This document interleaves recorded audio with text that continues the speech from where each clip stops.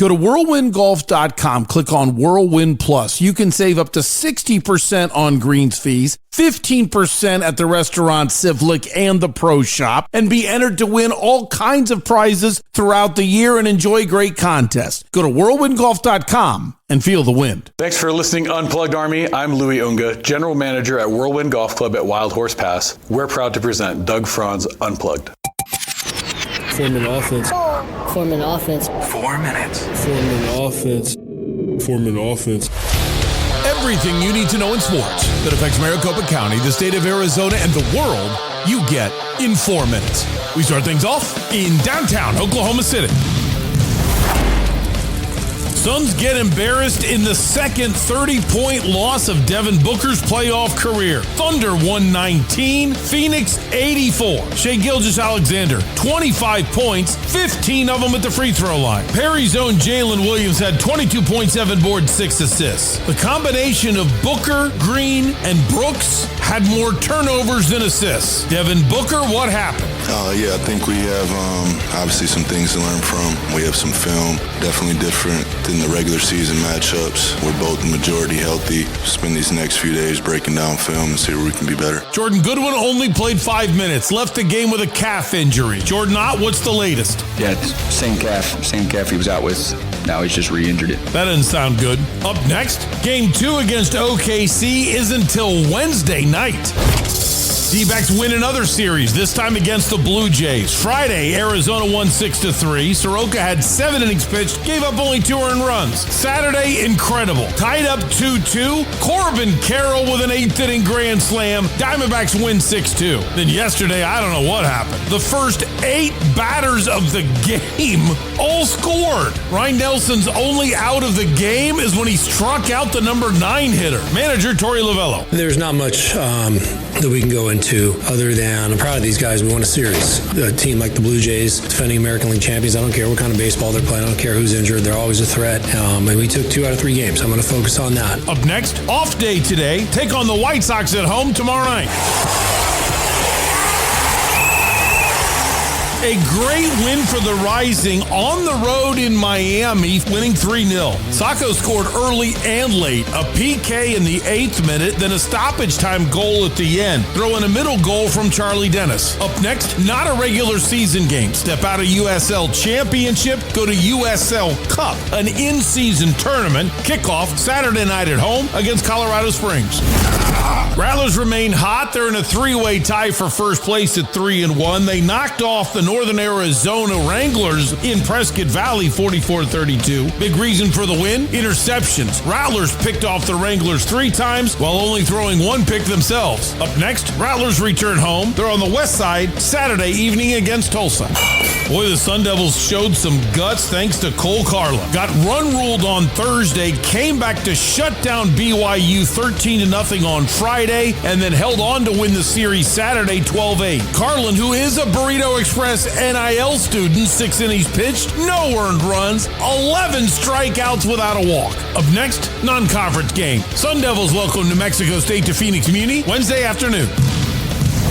Quick look around the NBA. Eastern Conference Round 1, Game 1. Cleveland winner over Toronto. Mitchell, 32 points. Knicks beat up on Atlanta. Karl Anthony Towns, 25 points, 8 boards. Jason Tatum's incredible. 3 assists shy of a triple-double. Boston crushed Philly. Orlando said hello, knocking off the 1 seed Detroit 112-101. The 3 other Western Conference games. Wemby went for 35. San Antonio beat Portland. Jokic, another triple-double. Nuggets beat Minnesota by 11. And LeBron, 2 boards shy of a triple-double. Lakers 107-98 over Houston.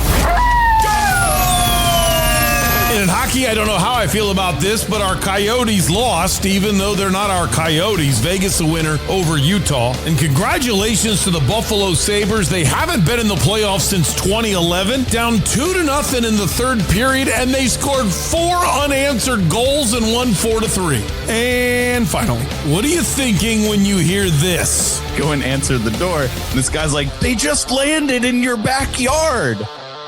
I'm like, what? All right, I'll admit it. I think the guy's scary nuts, and I got alien believers in my front yard, and I'm going to try to keep them company while Jennifer calls 911 and gets the gun. But no, it's a couple celebrating with 10 other people for their 10th wedding anniversary in a hot air balloon. And I opened the sliding glass door, and there's a basket full of 13 people in my backyard. It's in Temecula, California, and it's a typical California or Arizona backyard. There's hardly any space between the back of the house and the retaining wall behind it. Where's somebody's backyard? Visionary! A hot air balloon pilot was able to drop a 13-person basket perfectly in the backyard with the entire hot air balloon still attached. He had about 2 feet of clearance between the basket and the neighbor's fence. He had about 3 feet of clearance with the retaining wall that had a hill behind it. And he probably had about 4 feet or so between the basket and the house. He says there's not enough wind because the wind kind of like stopped a little bit. And he was like, we're going to land. And we only had a little bit of fuel left. The pilot, he was masterful. You know, he got it like right down inside, like directly into the backyard. Like the balloon didn't catch on anything.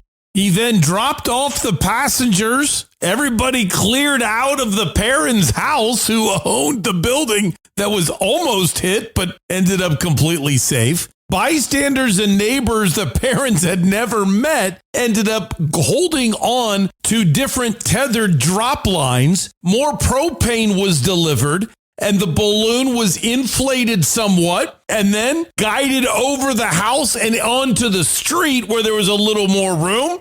The hot air balloon was then completely filled and the propane tank completely filled, and they just flew away. You've heard the phrase, don't try this at home. For me, it's don't try that at my home. The reason why I always say that Bell's is not your typical country bar with mediocre bar food is because our kitchen is truly a scratch kitchen. From every single sauce that we make, to every dish, to the beef that we have come in, to the seafood that we have brought in each day, every single dish is handcrafted. We don't have microwaves, so you're tasting that quality the minute that it hits the table. Bell's Nashville Kitchen on Main Street in Old Town Scottsdale. You found home, down home. Unplugged Army, meet 13-time world pizza champion, Tony Gimignani. We're different. You know, when it comes to thinking about your favorite pizzeria across the nation, I always say when you look at Slice House, pick your 3 or 4 favorites, put it in one. That's why we have Detroit, Grandma, Sicilian, New York. So it's not really a one-stop shop. It's like, wow, I got to try that one the next time I come in. So it's unique. Slice House is in Gilbert at Pecos and Val Vista, near Santan Ford. Hey, respect the craft.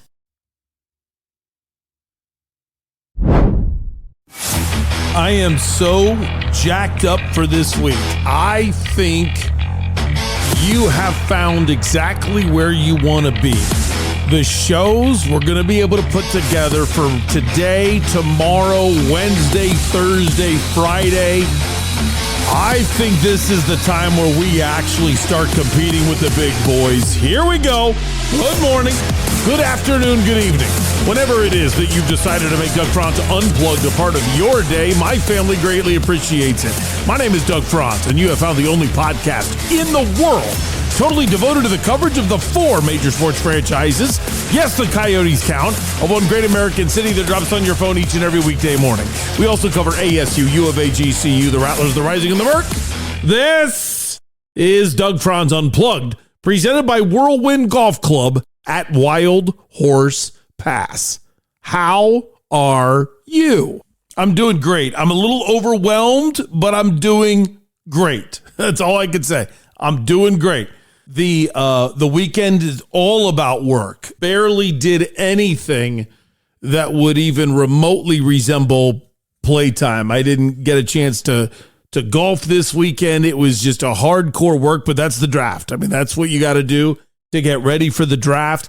Did a 12 News hit last night, so that was awesome to be able to get some publicity for the podcast that way.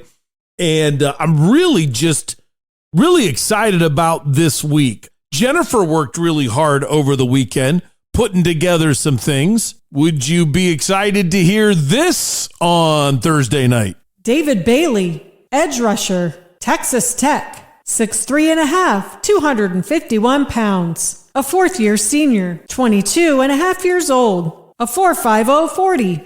She did that for us for our draft profiles, and for the rest of the week, going to be studying different positions in the draft. So you not only get to know Cardinals players, but you get to know really the top 5 of every position. So we've got a lot to do there. That's going to go on this week.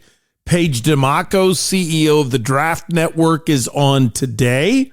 And boy, she was unbelievable. That's going to be an incredible conversation that I know you're going to like. Town Hall Tuesday tomorrow. On Wednesday, ASU baseball fans be fired up. We're going to have Landon Hairston, a kid that's probably going to be one of the top 5 picks in the Major League Baseball draft. He is an NIL associated athlete with Angel and Burrito Express. So free plug for Burrito Express. They set that up. Man, that's an amazing company, what Angel and Mark do and how they get involved in NIL to the level that they do. So that's so cool. So we'll have him on Wednesday's show to talk about the season and talk about this last weekend where ASU got run-ruled to start the series, turned around and won the series. Won Friday and Saturday as well. And then on Thursday, we will have Bobby Mack. And as a kind of a preview, here you go. I mean, Thursday, that's the day. And then Friday, full breakdown of the draft. And then hopefully a special guest coming up early next week to run through everything that happened draft-wise. So I'm really looking forward to that. So we got a lot to do today and a lot to do this week. Tomorrow's show going to be heavy draft because we'll have no D-backs today, no Suns today. Suns played yesterday morning. D-backs are off. D-backs White Sox are on Tuesday night, and the Suns don't play again until Wednesday night. So tomorrow you'll be learning a lot about the different players, a lot of draft profiles, things like that, and plus Town Hall Tuesday. So make sure you get your questions in today. Doug at DougFranzUnplugged.com, at UnpluggedDoug on Twitter, at Doug Franz Unplugged on Instagram, or you can go to the Discord channel for the Unplugged Army, and then there's an actual hashtag right there for you to click on and jump into Town Hall Tuesday questions. And I grab them from every source, everywhere that somebody decides to reach out. I go through all those and get them ready. So if you have any last minute draft questions that you want, that's what we're here for as well for tomorrow. You're going to love Paige today. I mean, gosh, we got into a lot of different things, both philosophical and then hardcore prospect oriented, mostly a first round focus since the first round, is first coming up on Thursday night. Please don't tweet that out. Doug Franz with a brilliant breakdown. First round this year will be first. Yeah, thank you. Glad I'm here for you. Time for Doug's Big One. It's my number one opinion of the day, and it's been Biggie-sized by Wendy's has new Biggie deals starting at just $4. So now you can decide how Biggie you want to go at Wendy's. Or get the best sandwich in fast food. That's the improved spicy chicken sandwich at your local Wendy's. Let's roll. Doug.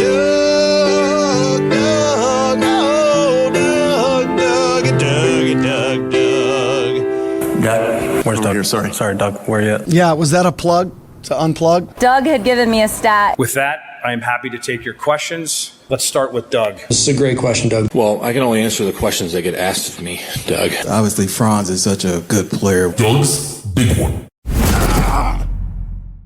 If I'm an NFL owner or an NFL general manager, I am firing anybody who wastes time saying this draft isn't very good.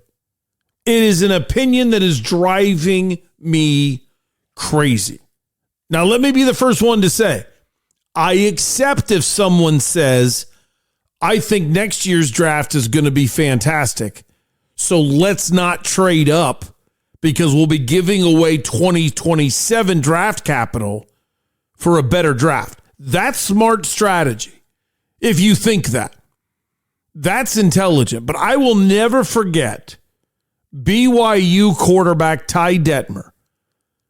If Ty Detmer would have come out early, back in the days when you used to get ripped for coming out early, if he would have come out after his junior year, I'm 100% confident he would have been the number one pick in the draft. The number one pick in 91 was Russell Maryland for the Cowboys. I'll never in a million years remember who they traded with, but they traded with somebody to move up and get Russell Maryland. But Ty Detmer, somebody would have traded up and gone to number one to go get Ty Detmer. In 1992, Detmer was a 9th round pick. The 9th round doesn't even exist anymore. Now just think about that. Everybody thought you should stay in school. Everybody thought it's wrong to go chase millions. Everyone said it shows his football character that he stayed in school. Great. And he went from the number one pick overall to a 9th round pick. Now, admittedly, he was not a great NFL quarterback. It was something where, he probably saved himself a lot of headaches by only being a 9th round pick and wasn't as well thought of and didn't have to deal with the pressure. But if you think about it from a financial standpoint, what a horrible business decision. Might have been a great football and character decision for him. Maybe he loved BYU so much he wanted to be there again. Maybe he doesn't regret it at all. But if we're just looking at it from a business decision, it was a bad business decision to go back to school. I'm saying that because you never know. So the players that you might think should be in the draft doesn't have any guarantee of whether or not they were going to be special or not. So when we say, this draft doesn't have anybody but next year's, well, no. You got to get this year's draft right. Let's look and see how well the people do. Because to me, people that are trying to complain about this year's draft are just trying to set up their owner to not fire them when they don't do a good job in the draft. There's wonderful talent and incredible heart coming into this draft. And I'm already sick of the excuses about it. Excuses come from people that are intimidated. And that's Doug's big one. $8,500 off a new F-150 STX. $7,500 off the Ford Escape. $6,000 off a 2025 Ford Bronco and a 2025 Ford Explorer. There's a lot of places you can go to get a new Ford. There's only one place where you get an Unplugged Army friends and family discount. And if you really want to know how much I trust them, there's that time in your kid's life where they buy their first car with their own money. My daughter used Santan Ford. Go to santanford.com. I am Santan Ford.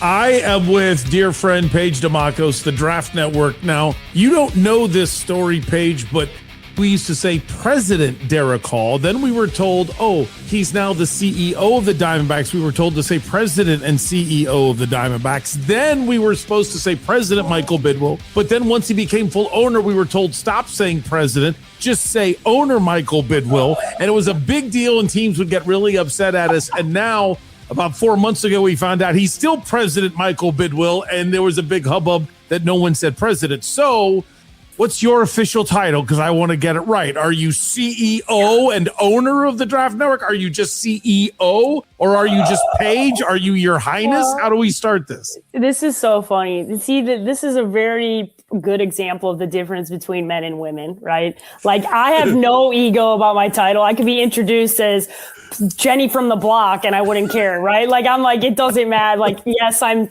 CEO and I am the owner of the Draft Network, but normally I'm just letting people introduce me as Paige Dimakos and CEO. So that's good. That's good enough. I don't need all the titles. I'll let all the boys argue about that. Okay, so Doug and Jenny from the block here to talk about the draft on Unplugged. Bigger story. How's your brother? How's your family? How's life? Family's good. Life is good. We're going to be out in Pittsburgh this upcoming week for the NFL draft. So really excited about that, hosting a big event. My brother's involved in, so he's got STK coming out to do a bunch of food and drinks for the prospects and their families. So it's something I've done over the last few years. It's kind of the culmination of what is an exceptionally stressful time for all these young men as they go through what is a very grueling process. And so we created an activation, the Draft House, just to let people kind of come and relax and know that there's no pressure to just be on, right? So like come, bring your family, enjoy yourself, relax, create content if you want to, don't if you don't want to. And so I'm really excited that my brother's involved in that this year, and Pittsburgh seems like it's going to be an amazing draft city. So I'm really looking forward to it. Obviously, everybody wants huge draft questions, and I have a bunch of them. But from one entrepreneur to another, I always want this show to be uplifting. You know, I mean, I got fired from almost a dream job and then had to start something from scratch. And it's just me versus the world. You went a different direction. A, you weren't fired because you're better at your job than I was. And number two, you're just the columnist. You're just the writer. And I'm sure somebody's going to be mad that I said just, but it wasn't like you were as huge as you should have been. The station completely underutilized you. And then you've just exploded this thing. What was the key for you, or what was your vision, or how did you do this with the Draft Network? Because I'm not going to Pittsburgh. I don't have any parties. No one's coming over to drink my beer in Pittsburgh. Honestly, Doug, I took what I learned and I was really appreciative of everything, obviously, that I did at Arizona Sports. But I always knew that I wanted to cover nationally the NFL, especially. I grew up in Chicago, and I understood the demand that existed in the major markets that doesn't really, still to this day, doesn't exist in Arizona, as far as how the teams are covered and just the amount of emphasis and just overall media coverage there is on a day-to-day basis on any of these teams, right? It's just a totally different ball game. And so for me, I always knew that I wanted kind of the challenge of being able to cover the whole league. And the Draft Network was honestly something that I got brought into, and I was really kind of an outsider because I came from traditional football coverage where I had been inside a locker room and covering the team as kind of a beat reporter, and then doing obviously I started a lot of the social media things that the station was doing. And then I was doing other things in fantasy football and gambling with CBS and Fox, but I didn't cover the draft space, and it was really untapped at the time. And now you fast forward to now where everybody and their mom is doing a way too early mock draft. And in 2019, everybody was making fun of us for doing it. And I'm like, it's so funny to have watched literally the entire evolution of this coverage of the sport that I love, to where now there is no off season. There's 3 weeks in July where there's not anything going on when the teams are gone. And somehow every year it manages to either be Aaron Rodgers' 20th decision on whether he's playing football, or we're talking about some massive trade that ends up happening right as before we go into training camp. So it's just become football all the time, 12 months a year. It's reflected in the coverage, even just on ESPN. There's NBA and NHL playoffs, and it's still 50 to 60% coverage of NFL offseason. And that's just, it's the number one sport in America. It's not slowing down. The international growth is just kind of hitting the tip of the iceberg. And so, to me, it was use the skills that I have to better go take an opportunity outside and just continue to push this industry forward. And that's what I've done. So it's been cool. And I'm excited to be out in Pittsburgh. Oh, you just froze. Can you hear me? All right. Yeah. Hey, I'm back. I know. I think it died like right when you were about done, so I'm good. Okay. And so I was on 12 News today, and I had to do something I've never done. I said, Cam Cox, you were right. I was wrong. So I'm going to say this now because I want you to hear it. Like, this, but people that are listening don't know it probably to the extent I'm about to explain it. But I want to set up why I changed my mind and why the Arizona Cardinals should draft Jeremiah Love with the 3rd pick in the NFL draft. Both parents are retired military and retired St. Louis cops. First time he touches a football, he runs for a 70-yard touchdown. He was dunking in the 8th grade. He had a back-to-back state championships his junior and senior year. He lettered in basketball. He ran the 100 and was the state champion in Missouri for that. 405 high school GPA. Only running back with 40 touchdowns the last 2 years. Second place was 32, so he was 8 ahead of second place. Nobody in Notre Dame history, which still shocks me, ever won the Doak Walker Award before him. He had 1 college fumble, and he's one of 4 running backs in the last 20 years to run a 4.36 and being over 210 pounds. So I say, I think the Cardinals should actually draft him at number 3, and I want to shoot myself in the foot for saying that. It's a running back to a bad team. That does you no good, yet I think they should do it anyway. Now your turn. So I just went on the Arizona Cardinals podcast this past week, and I said the exact same thing, Doug. I said, listen, really? I said, listen, if there's any organization that understands having a face of the franchise that isn't the quarterback, it's this one. They had Larry Fitzgerald as the face of their franchise for almost 2 decades, and they're in search of that person because Kyler never really became the face of the franchise.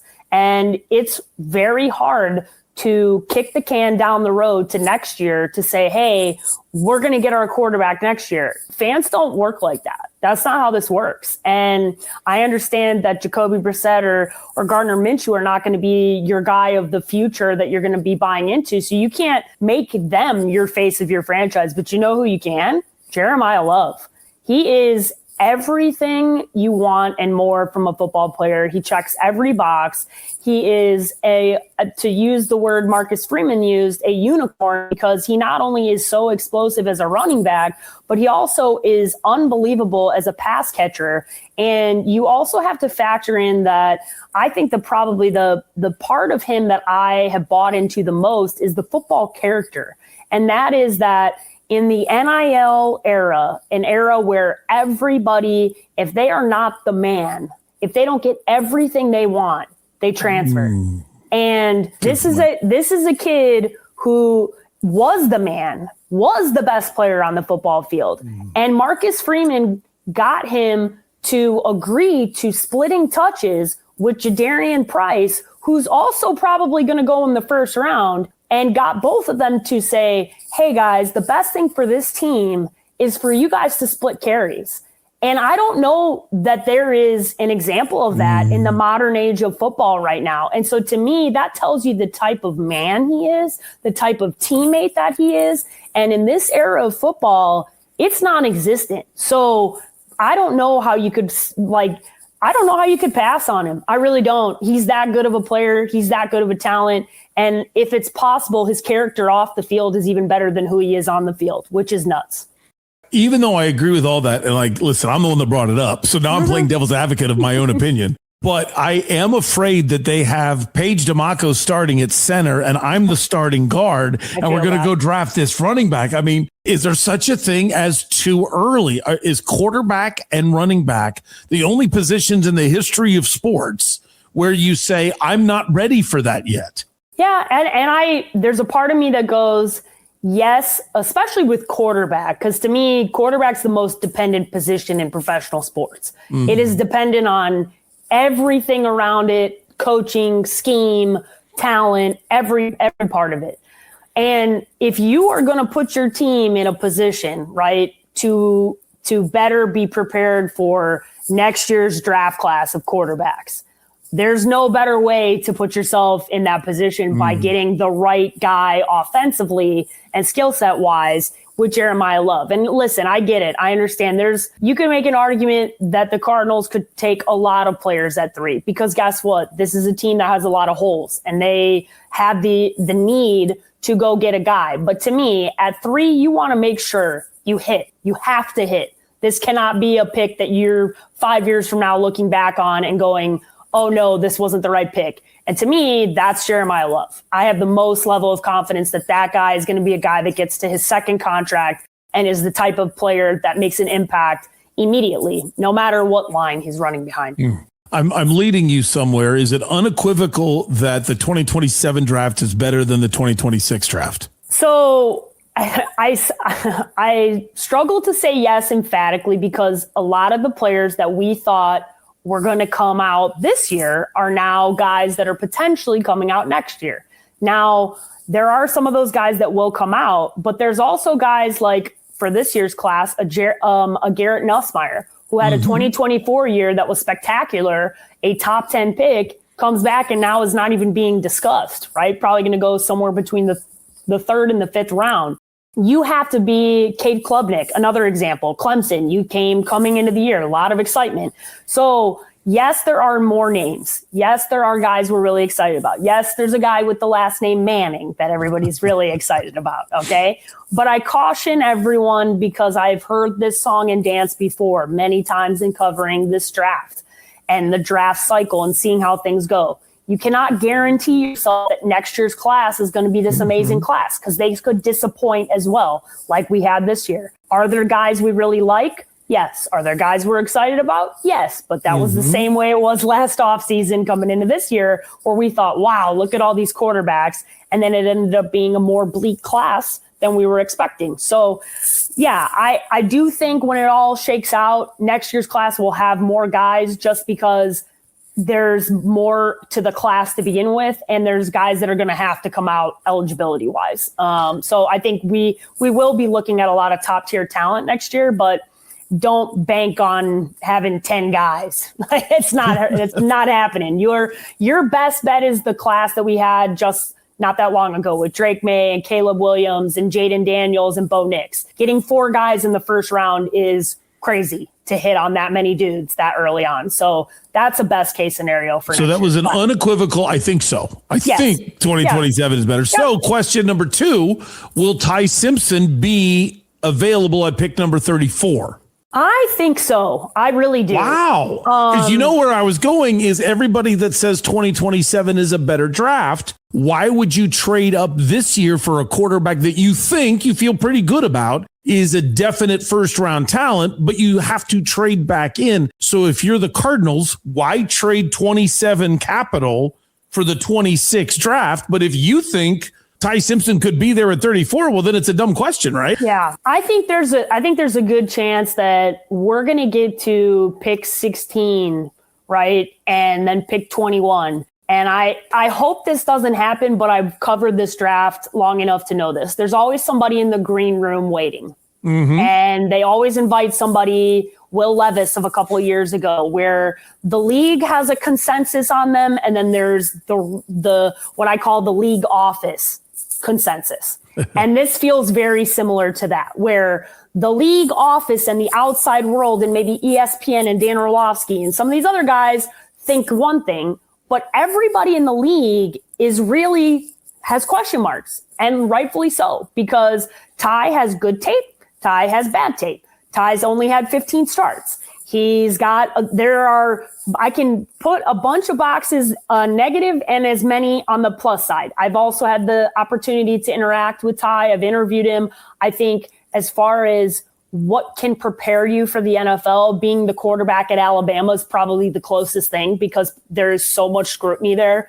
You can't go to the gas station without just being harassed, right, nonstop, which is good preparation for being a pro and how your life is going to be and what the expectations are. So I like Ty Simpson. I just don't think when you're talking about a first round quarterback, right, and a guy and what the expectations are, I find that the NFL is going to have a pretty tough time saying emphatically this is a first round guy when you consider where Tyler Shutt went last year and Jackson Dart went last year and some of these other guys who had similar question marks coming out or even better tape and more consistency. So I like Ty. I think there's a good chance that if we get past 16 and then 21 where the Pittsburgh Steelers are, you're going to be finding it hard to find him a landing spot, because there's not going to be teams that are needy of a quarterback. And so are the Cardinals. Do you care about the 5th-year option? Would you trade in the first round to get him if you're the Cardinals so you have 5 years? Or do you just sit and wait and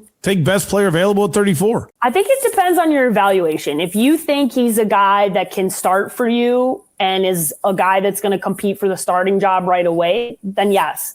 if you are unsure, which it seems like most teams are on the fence, I don't know that they care enough to make sure, especially when it's coming to having to trade away future capital to get back in. I don't know that they're going to make that move. They might. Just depends on what the offering is and who else gets in the mix. The Jets are going to be very interesting, obviously, with the 2 first-round picks. They always can mix it up and surprise now the Giants everyone. with 2 first-round picks. Correct. Granted, they have Jackson Dart. Yes, but it does. There are 5 or 6 teams now with 2 first-round picks and multiple teams on the outside looking in. So this is one of those classes where I won't be surprised no matter what happens, because you could be at pick number 2 and Woody Johnson goes into the Jets scouting staff and says, guess what? I want my quarterback. And they're sitting there saying, this is ridiculous, but this is how this goes in a lot of these organizations. Owners get nervous. Owners get antsy. They fall in love with the player for whatever reason, and they push their scouting staff to make a call because they don't want to not have a quarterback. And the Jets are the perpetrator of that more often than not. So I would not be surprised. But if it's value-wise, I could see him slipping to the end of the first round, beginning of the second round, and then it becomes very interesting for Cardinal fans. Who is the best receiver in the draft, and who is the first receiver you would take? And I'm wondering if that's the same person. I think Jordan Tyson's film is unquestionably makes him the best wide receiver in this class. I think everything else that's been discussed about Jordan Tyson has nothing to do with the film. I'm not really quite sure why Daniel Jeremiah answered a question very weird on a national television show about Jordan Tyson and kind of started this whole conversation about his football character. I spent a lot of time around him. I spent a lot of time around ASU. I was at the ASU Pro Day. I interacted with all his teammates and him. Jordan Tyson's a ball player. He's had some unfortunate injury issues that have happened, but he tried to play through his hamstring injury and re-aggravated himself. So I think that's where you look at the player. And to me, the tape's unquestioned. Like, he's the number 1 wide receiver if you're looking just at raw talent and what he did. And Sam Levitt was up and down, if we were honest, quarterback play wise. So I think it's Jordan Tyson for sure. And then you asked me who I would pick. Is that what you said? Who I would pick if I had and that's why, because you're with me. I think Tyson's far and away the number 1 wide receiver, but I would take Tate, I think, if I got a pick and I need a wide receiver. I'm not following Daniel Jeremiah in the sense of I don't think the kid's tough, but a lot of people thought I was nuts when it came to the Bosa's. And I said, I'm not taking Kyler Murray number 1, but I'm not taking Bosa number 1 either. And here's why. I think the family has bad genes. They're unbelievable athletes, but Bosa's get hurt. And I look at Jordan and I'm just kind of worried. I just think,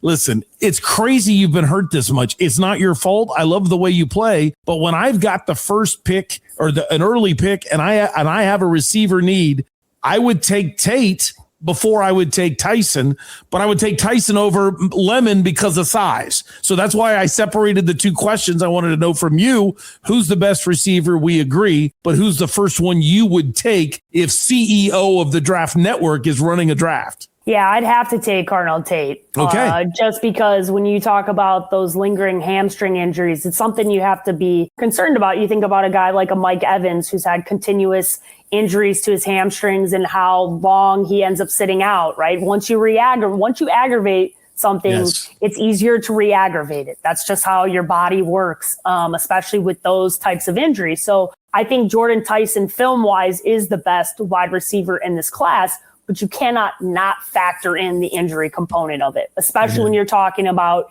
using more than likely a top 10 pick to grab this player. Carnell Tate is a kid from Chicago. I love his toughness. If you consider everything that's happened to him in this young man's life, I mean, the first day he's on campus, he finds out his mom's been killed. I mean, he has had a tough journey to this point, and he has had the utmost respect from that entire wide receiver room, from Brian Hartline, from Ryan Day, who are all people that are really good at evaluating talent. So I like Carnell Tate a lot. The separation of the tape is not that much different. Jordan Tyson really was just the man for longer because the wide receiver room didn't look like Ohio State's. Going to repeat a question you were on a couple months ago, but now I'm going to ask again now that you probably feel more strongly. How many first-round picks from Arizona State? 2.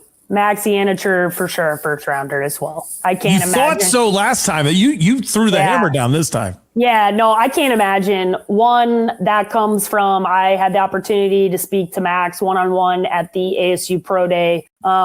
Great story, great kid, immigrant family from Nigeria. Father came over here, worked his ass off. He's got all the motivation in the world. You consider how little time he's actually been playing football, which is totally insane. Just the fact that he picked up football at such a late stage of his life. He's still got so much love for the game because of that. He's still kind of falling in love with the game in an innocent way that's going to keep him totally engaged in football in a way that I don't think you can manufacture for guys that have been playing since they were 7 years old. So he's still learning the nuances and falling in love with those things. He also, and I think I told you this after the Senior Bowl, but I've since followed up with more of those guys. Every single defensive lineman that went against him in one-on-ones, it's the toughest part of the week. Every single player, when asked who was the toughest player to go against, said Max. Every single one. And I'm not talking about 3 guys. I'm talking about 15 guys. And that should tell you a lot in an environment that is meant to be competitive, that's meant to get the best out of you, that's meant to see, okay, you've been playing on a team, but now everybody's on the same playing field. Show us what you got. He was the best. He was by far and away the guy who competed, and they put him from center to left, right. He went all over the line, was playing. He's very versatile. And his body type and how he's hold weights and just the fact that he played basketball and how nimble he is on his feet and his footwork and his hand technique is so good. I can't see him slipping out of the first round. Impossible question to get right, but I don't care. It's you. I can ask it. Who's going to have a better NFL career? The number 10 pick in the 2026 NFL draft or Dexter Lawrence? It's a great question. I trust John Harbaugh's evaluation. So I'm going to go with the more risky pick here, but I really trust Harbaugh, and he's totally reinvigorated being back. It's something weird, and we'll eventually get to the fishiness that was Baltimore. But I saw him at the ASU Pro Day, and I made a joke to him. He was waiting to get into the bathroom, and I told him I was going to charge him $10. And he burst out laughing, and he came out and he goes, "Hey, Anthony, you're pretty funny." I said, "Oh, I'm being serious. Where's my $10?" Right? And he started laughing, and then we interacted later on, and I was like, man, he's like a kid in a candy store. Like, he just mannerism-wise, body language-wise.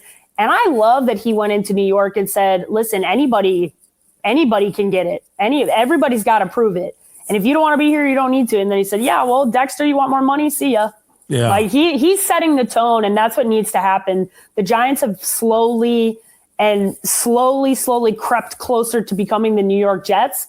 And the Giants need to set the tone, and there needs to be football culture of winning. And I think that's what John Harbaugh is doing. So I trust him in his evaluation. There's a lot of good players in this draft. I think he's going to get a top-tier talent at pick number 10. In your trips to the draft and your trips to Mobile, talking to John Harbaugh at bathrooms, all the places that Paige has been, and the people that you know, the AGMs you talk to, the scouts, the GMs you talk to, why do certain teams excel? I don't – they got great players, but they're good at the draft. They're good at other things. When you talk to Ravens people, when you talk to teams that consistently win, Patriots, granted, it's not hard. You go from a guy like Brady to Drake May, you're going to succeed. But a lot of people didn't like Drake May. So what is it that great organizations have that average and pathetic ones don't have? They have great process.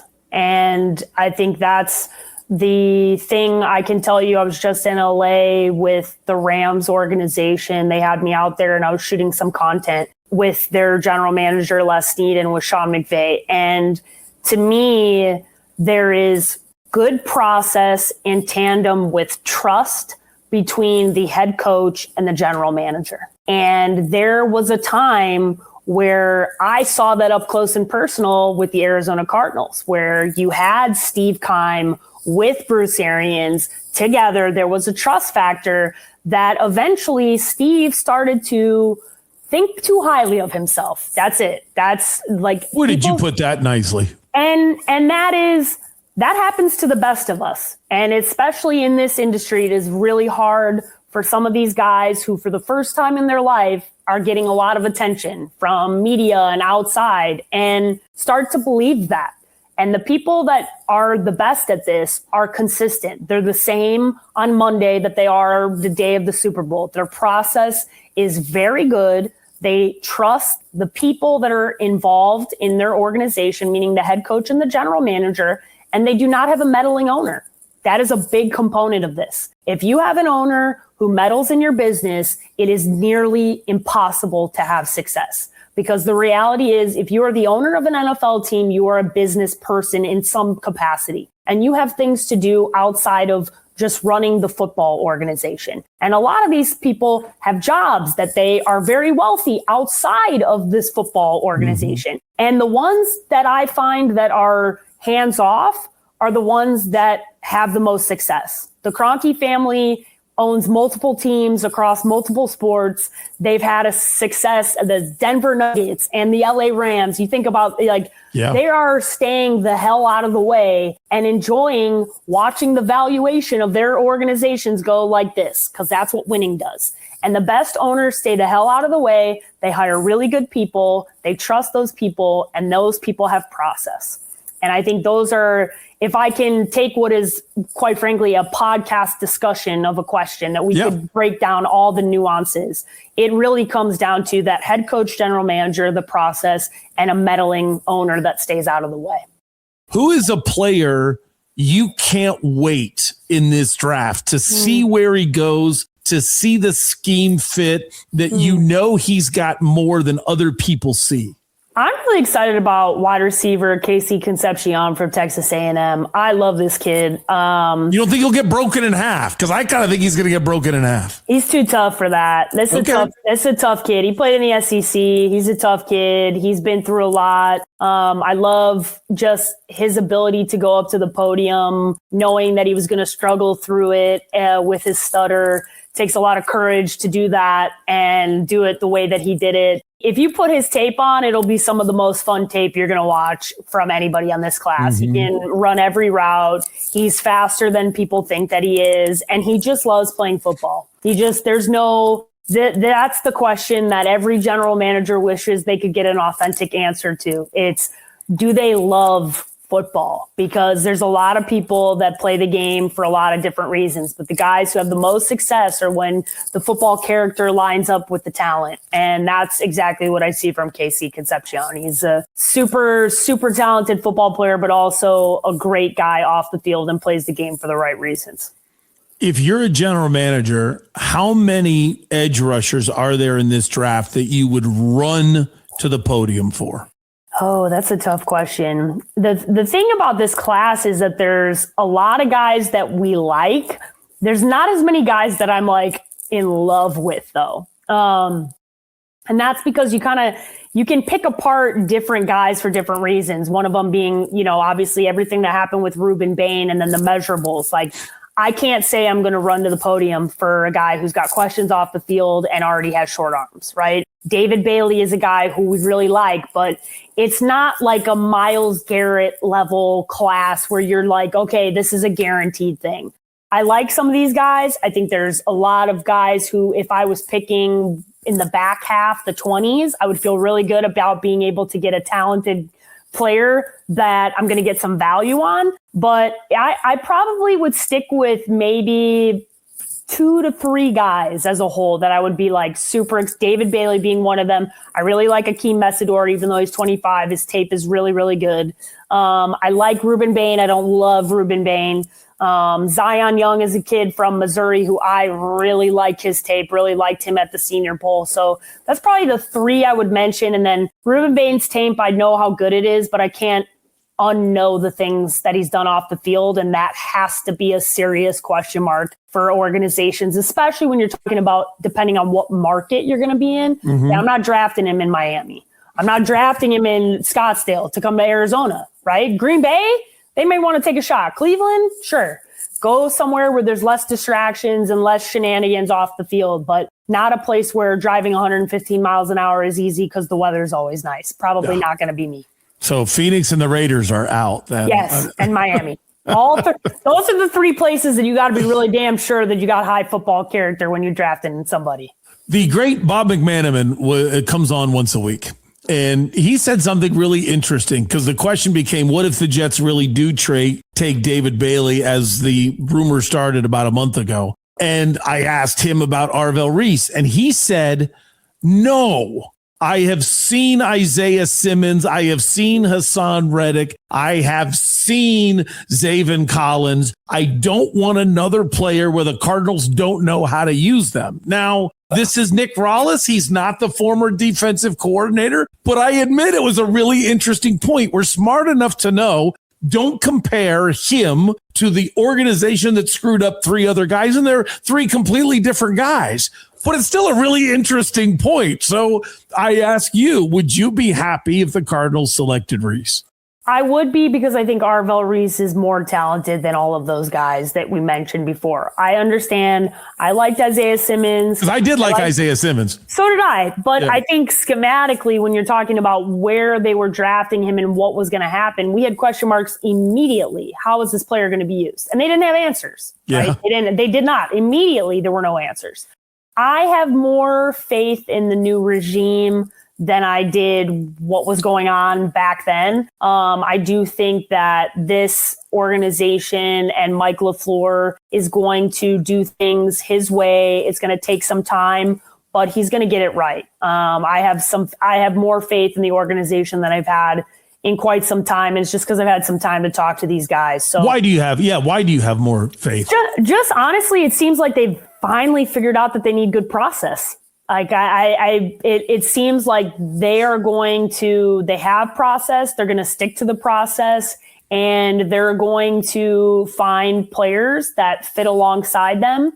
I know it was really hard to make the decision with Kyler. I know that did not come very easily, but it was the right one. And I think I'd give the organization a lot of kudos for doing what a lot of organizations wouldn't do just financially, because the time had come to make that decision. And I think they're heading in the right direction because of that process. Now, will the owner get themselves in trouble by getting involved? To be determined. Is this head coach, general manager combination going to work well together? Are they going to respect each other? Is it going to be a good working relationship? Those are all the things that are to be determined. I think they have the bones to get there, but I obviously need to see this year play out and see how they manage things before we get excited about it. Do you ever draft for need? In a perfect world, no. In a perfect world, the best organizations don't put themselves in positions to have to draft for need. They handle themselves properly with free agency and how they manage the draft to be able to say, hey, now I'm picking here. I don't need anything. Now we know that that's not how it goes for every organization, i.e. the New York Jets, who've been looking for a quarterback for my entire life. But, there are the best organizations, to your question a few minutes ago, right? When you're looking at who does it best, right?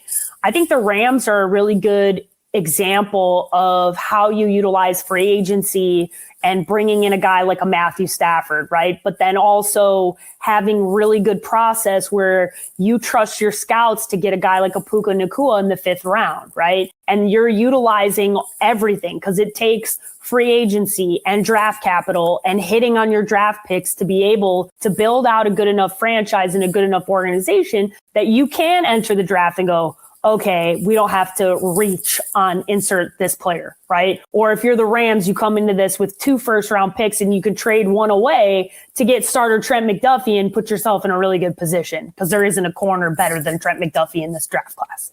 So those are the types of things I think are good examples of how that kind of all shakes out and works. Because of our friendship and yet age difference, do you look at me as an older brother or a young uncle? Which one would you prefer? I'm not answering that. I'm asking you. You did not ask me to come on the Draft Network, or I would have answered if you were my super baby sister or my long lost niece. That's so funny. Listen, in my family, there's a lot of respect for the term unk. Okay. That's like, there is there are very few things in this world that are better than being Unc. So let's just go with you're a cool Unc. That's a better status for you in general. You're drinking a beer. You kind of have cool Unc status. That's where you want to live. I'm wearing my favorite Negro League t-shirt, but then I'm sucking up to a sponsor with the Trophy Club hat. All good. Favorite story of any kid in the 26th draft, like somebody in the Unplugged Army that's watching the draft, I don't care whether it's Thursday, Friday, or Saturday, and they draft this kid, I want somebody on the edge of their seat that's going, oh, I can't wait to hear them repeat what Paige told me. Ooh, this is Zion Young. He is the youngest of 11 siblings. And he told me on and then off camera just how much of an ass whooping his life was, right? Just like a continuous just bout of getting your ass whooped. Like just every day, all day, every hour. He was like, because I asked him, I just said, listen, like it's one of the things the NFL kind of pays attention to is like, especially when there's a younger brother, got a couple older brothers, they are more resilient. They're tougher because they have to be. They have to deal with this. 11 siblings is a totally different ballgame. And he's like, listen, I literally woke up to get my butt whooped. Like that's what happened. And I just had to learn how to get tough. And you see how tough he is on the football field. And you're like, yeah, this makes so much sense. Like this kid literally was just getting beat up until he wasn't getting beat up anymore because he finally got tough. And that's what having that many older siblings will do to you. So yeah, if anybody gets Zion Young, just look forward to the funny stories about his childhood. That's fantastic. All right, last question. Plug yourself. Even though we talked about the Draft Network early on, what all do people get if they get involved with you guys this weekend and really in follow up? Like what are you guys doing next week?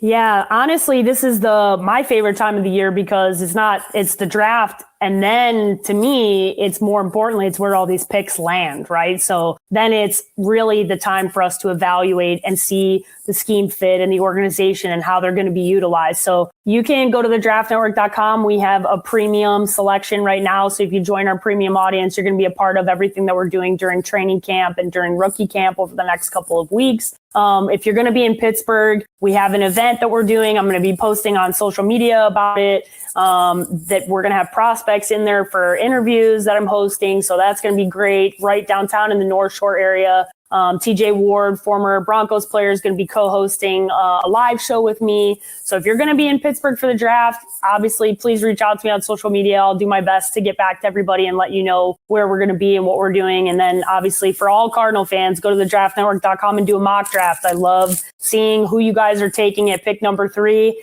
There's a lot of variance in this draft, so it's fun this time of the year because we're used to having kind of 1, 2, 3 or 1, 2, 3, 4 figured out, and we don't have any idea who the Jets are going to pick it to. And they're the biggest variable as far as an organization goes because they could do just about anything, and I wouldn't be surprised. So yeah, that's the best way to get involved, and I'm looking forward to seeing what the Cardinals do at 3. All right, love you. As soon as your world calms down, let's get a beer. Sounds good. Thanks, Doug. Going to be hard to keep up with this list, but from Parker & Sons Heating, Cooling, Plumbing, and Electrical, we have a reverse osmosis system, a tankless water heater, and 2 air scrubbers that actually remove pollens and germs from the air that we breathe in our home. So what does Parker & Sons do? They only handle the air that we breathe and the water that we drink, and they do a great job. Call 602-2-REPAIR. That's 602, the number 2, then REPAIR for Parker & Sons. It's big, it's juicy, it's meaty. Get your burrito at Burrito Express. If you're having a hangover, a bad day, even a good day, still get your burrito at Burrito Express. It will make you feel better. At Goodyear Fit Body Bootcamp, our number one goal is to get our members results. So because the goal is results, all of our memberships are unlimited session count. We never limit sessions for our members. In fact, we celebrate session attendance. So because of that, we keep memberships very simple. We have standard weekly or monthly rates, and we do offer a bit of a discount if somebody's interested in a longer term commitment, like 6 months. We strive to inspire fitness and change lives every day.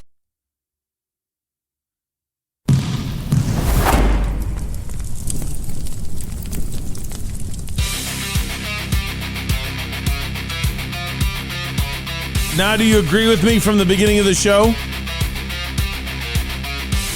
Remember when I told you that Paige was absolutely outstanding today? Hopefully you feel the same way I do, because that was good stuff right there.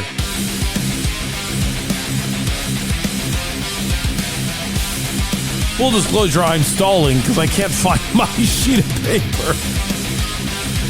Oh, no, I don't want to find this. I just found my bracket.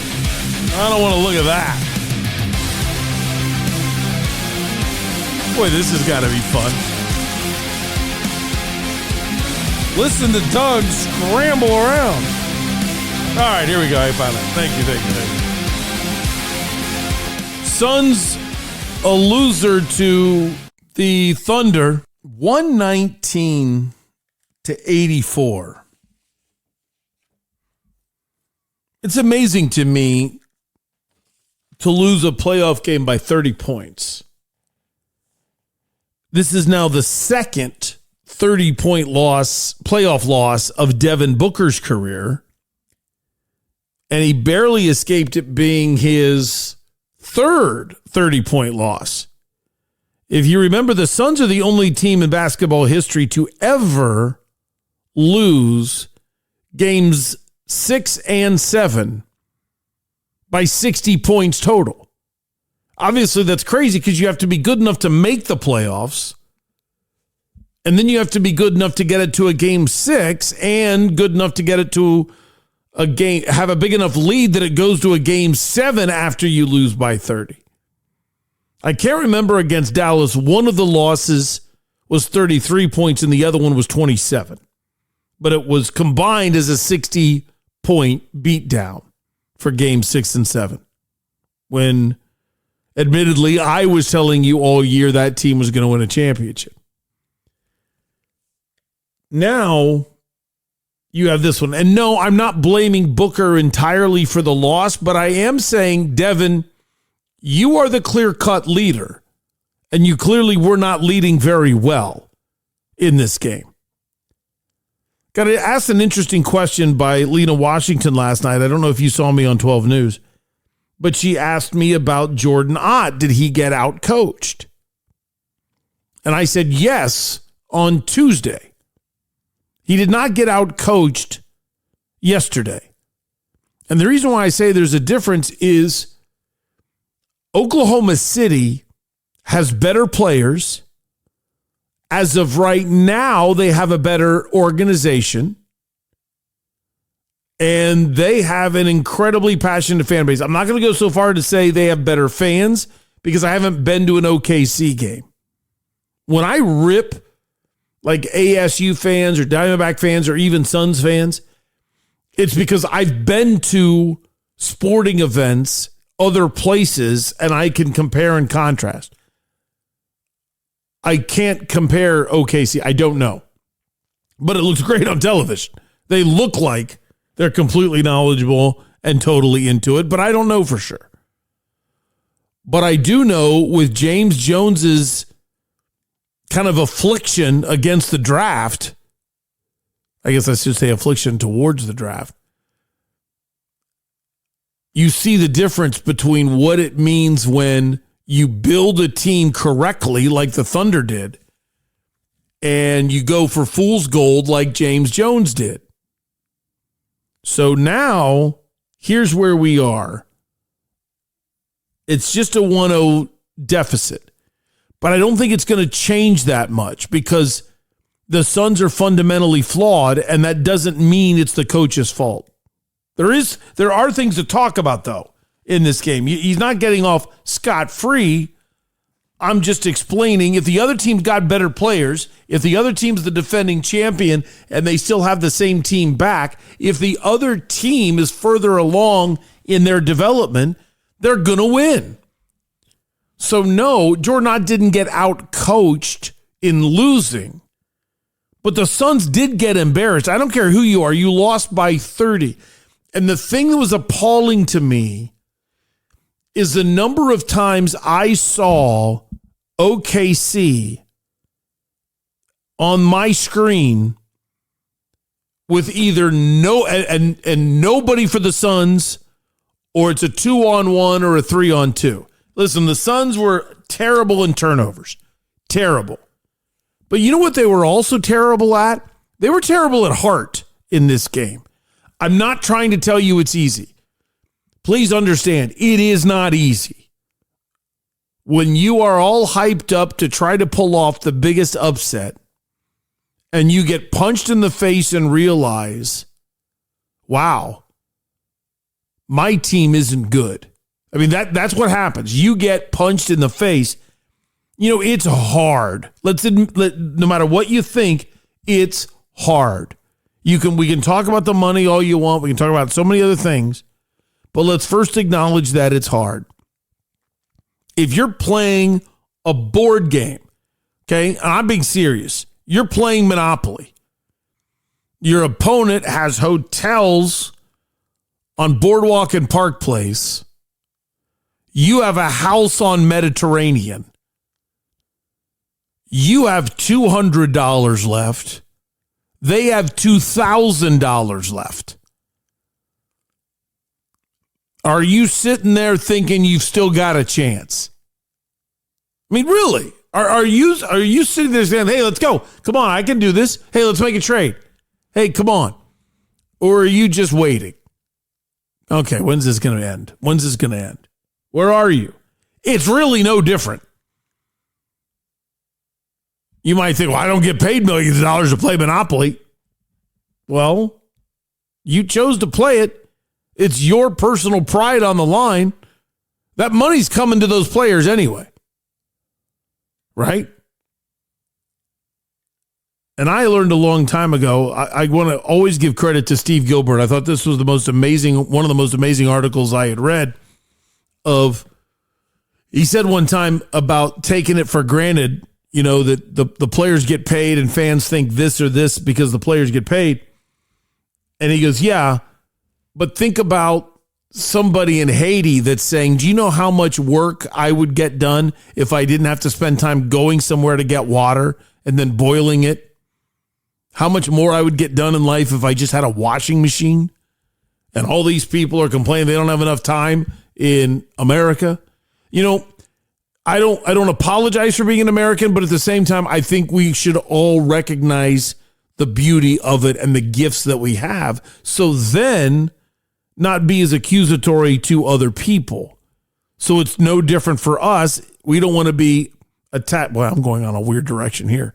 I don't want to be attacked personally by somebody who has less. So therefore, I'm not going to turn around and personally attack somebody who has more on the basis of what you should do because of your money. But I do look at it and ask a question. Do you guys care? Because I couldn't see that you did. And you can say, oh, you want... Now, that's where I will go after the players. I will say that was not a good enough effort. You can lose by 15 and still get back on defense. You can try hard. And those guys quit possession by possession. And if you don't believe me, go back and just simply look at how many times on screen you don't see any Suns and you see 2 Thunder. Things like that happened all night long. And I was a little bummed that nobody addressed it in the postgame. Nobody did. And you could tell they think that they tried hard. And I think that's got to be number one. Number two, why were they quitting? Well, they were quitting because of the turnover problem. Because OKC kept running it right down their throat every time Phoenix turned the ball over. Here's Jordan Ott. I mean, that was massive, obviously. Between that and second chance, I think it's 69 points or 59 points, if I can do the math right. We talked about it. We'll talk about it again. They're as good as anyone in the gaps. If you don't make the pass on time, they swallow you up. Talk about moving it. We can move it more, put them in shifts. But a lot of it's defensively. You know, we got to keep it in one shot. So then we can run, get into transition. That's where there's a little bit more space. Okay, for him, that's the number one issue. I'm not going to sit and argue which is worse, effort or turnovers, because they were both atrocious. It bothers me a little bit that he didn't talk effort, but nobody in the media asked him about effort. Listen, OKC's really good. I think we're going to be lucky to win a game in this series. That's how good OKC is. So let's accept that. That's not coaching when you can't beat a team that has better players than you. But it is true that great coaches find a way, but they don't find a way for a series. I think that's where people get misguided. You're not going to out-coach better players 4 times in 7 games. But we should expect you to do it once. But it's the players, when they're being that sloppy with the basketball, where I don't blame the coach. Devin Booker, I look at people like you. Dylan Brooks, Jalen Green, Devin Booker. They combined for 5 assists, 8 turnovers. Yeah, we need to get a shot on goal. I think we had 19 turnovers, 18 turnovers, and they had 19 offensive boards too. So, that's a recipe for disaster for us. I like how he added that in. This is a team that prides themselves on extra possessions. Well, there's only 2 ways you get extra possessions. Because obviously if you make a basket, it's the other team's turn. They get the ball. So the only way you get extra possessions is if you take the ball from them, or after you shoot it, it's now a live ball, free for anybody, and you get the offensive rebound. But if you didn't get a chance to watch the game, it was so clear how much quicker Oklahoma City was to every loose ball and how much quicker they were down the court. They got down the court much faster. Now, it brings up an interesting question to discuss. A lot of people are getting on Jordan Ott because he's continually going small ball. He keeps playing smaller lineups. Let me say, if this was strategic, I would have a massive problem with Jordan Ott. I don't think it's strategic. I think it's him thinking, this is the best chance we have to win. It's not something he wants to do. But when you say quit going small, okay, who are you putting in? I mean, for the last 6 weeks, Mark Williams has been either hurt or getting manhandled. When you watch Mark Williams play, he's like, I'm going to compliment his basketball character. He's a try-hard guy. He just fails. I guarantee you, if you put me in right now for the Phoenix Suns, you will come away with 2 thoughts. Man, Doug Franz cares about winning. And you'll think, wow, Doug's really not very good. Okay? I watch Mark Williams, and I can see that he cares, and I can see that he's not good enough. He's a nice bench piece for an already built team. He is not a starting center on a championship team. I do not blame the Suns for having him. Great job. Admittedly, I didn't like it then, and I still don't really like it because I kind of feel like where would Malawach be if you had given him all those Mark Williams minutes? Maybe it wouldn't be very good. Maybe Malawach would be exhausted. Who knows? I don't know. But I always believe in bringing or giving the young guys the playing time. Mark Williams has had some good games this year. But when you watched him against Portland, he was getting shoved under the basket all the time. So you don't say we're going to go big just to watch the big fail. You're going small because you say, well, we know one thing, we can't go big. I don't think they're going small because they think they can beat OKC by going small. I think every time they put Mark Williams in, it proves we can't beat them going big. So what else are you going to do? The offensive rebounding was crazy. It was an interesting conversation in which Coach Jordan Ott was asked about the size issue and was like, hey, are you okay with when you tried to go big, whether it was working or not? Was it a size issue? Was it an effort issue? What's going on with you and the lineups? I mean, I know the size is always going to come up. When we tried to went to our size and went to man there to try to play more size. I'm not sure that was a great solution tonight. We got to get him experience, got to speed him up as fast as possible because we're injured there at that spot. So it's a balance. We tried to match his minutes there to start the second quarter. They adjusted, but overall we gave up points even when he was on the floor, the second chance. So I hear it. I know we're a smaller team. They obviously had a game plan to attack us. They're 28th in offensive rebound percentage. So obviously that was a game plan. So that has been repetitive all season. I'm highly confident you're not going to hear that quote anywhere else. And I think it's one of the most important quotes of the year. And I'm being totally serious. I mean, that sounds innocuous.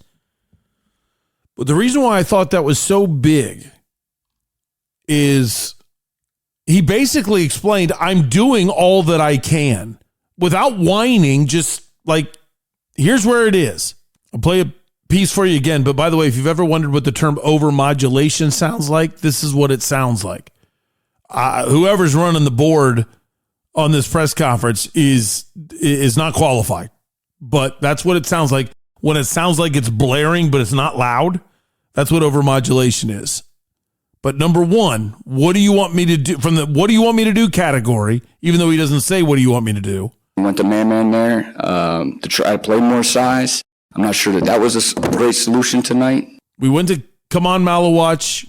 I'm not sure that was a great solution. Well, I look at it and I say that's kind of on you for not getting him more ready throughout the year. Yet I can't magically make him ready.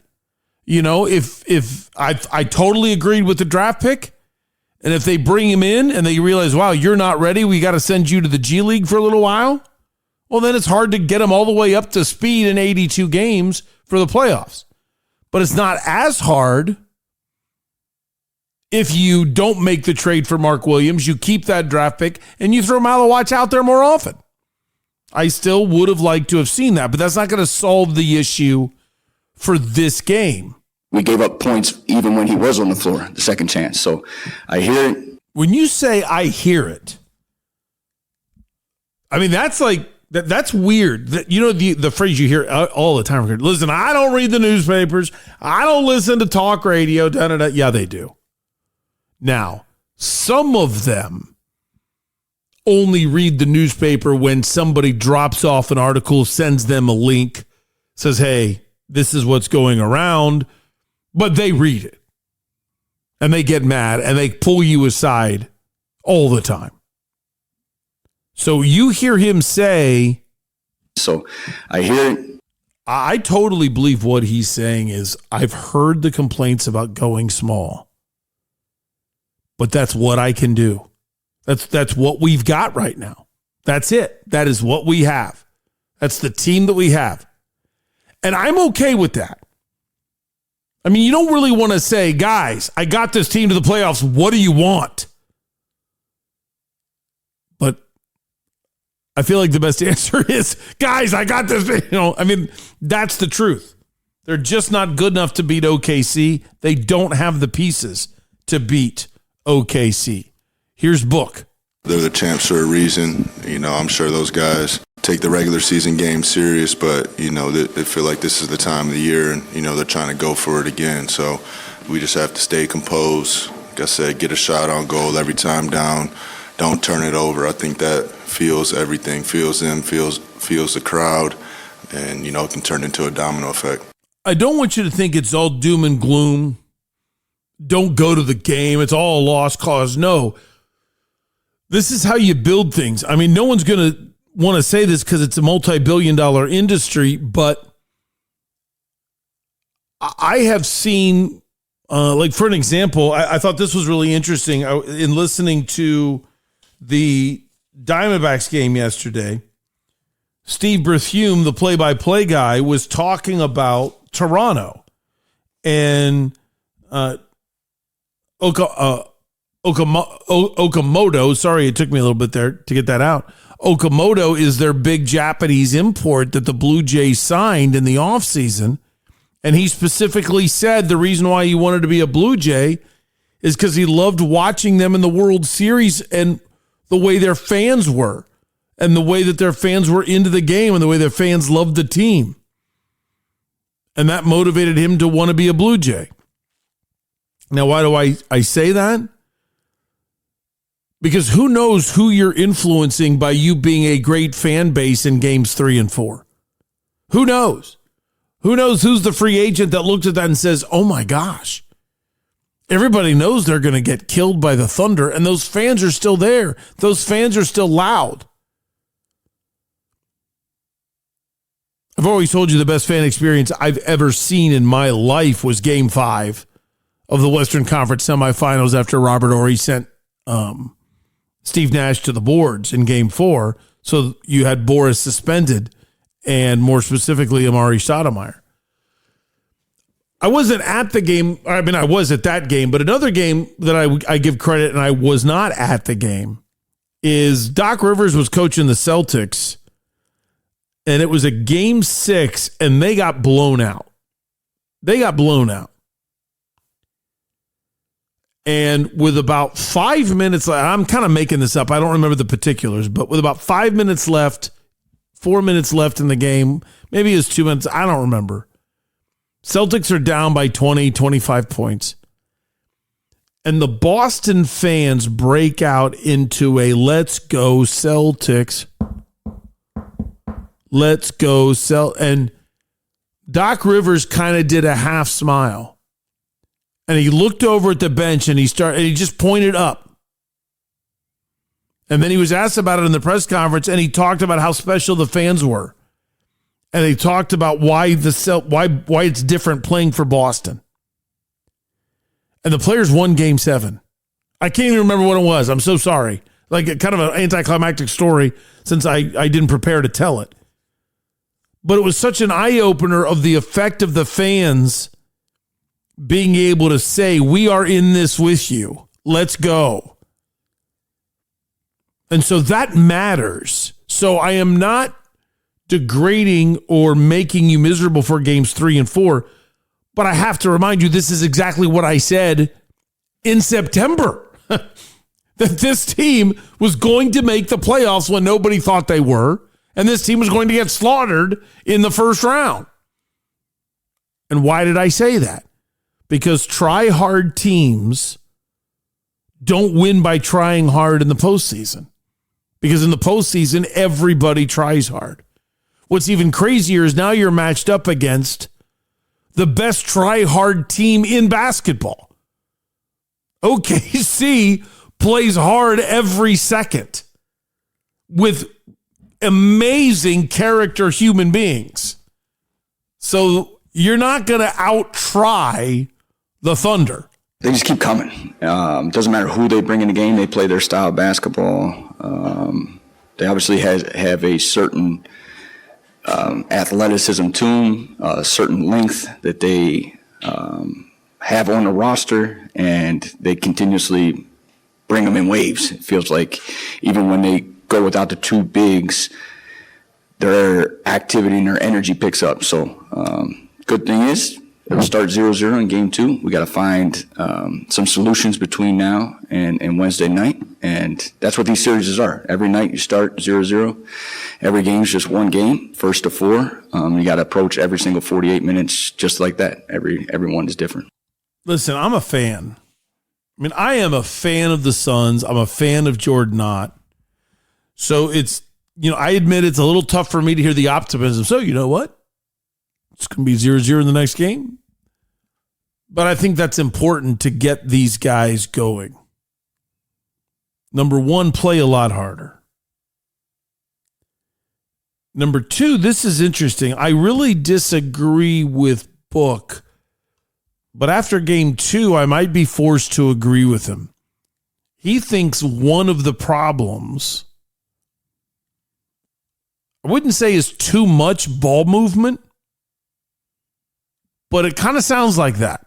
I think we let them get hands on our bodies a lot more than we wanted to. You know, we have to keep them moving, keep them playing in closeouts. Once you get in the paint, they do a good job of, you know, showing a lot of bodies in the paint and still being able to recover. I think we passed up a lot of first shot opportunities that we could have took that eventually turned into a worse shot or a turnover. So first available shot, you know, we kind of have to let it fly and be confident. You see, this is, again, coaching in a difficult conversation. I've told you the story before. I hope you don't mind repeating it.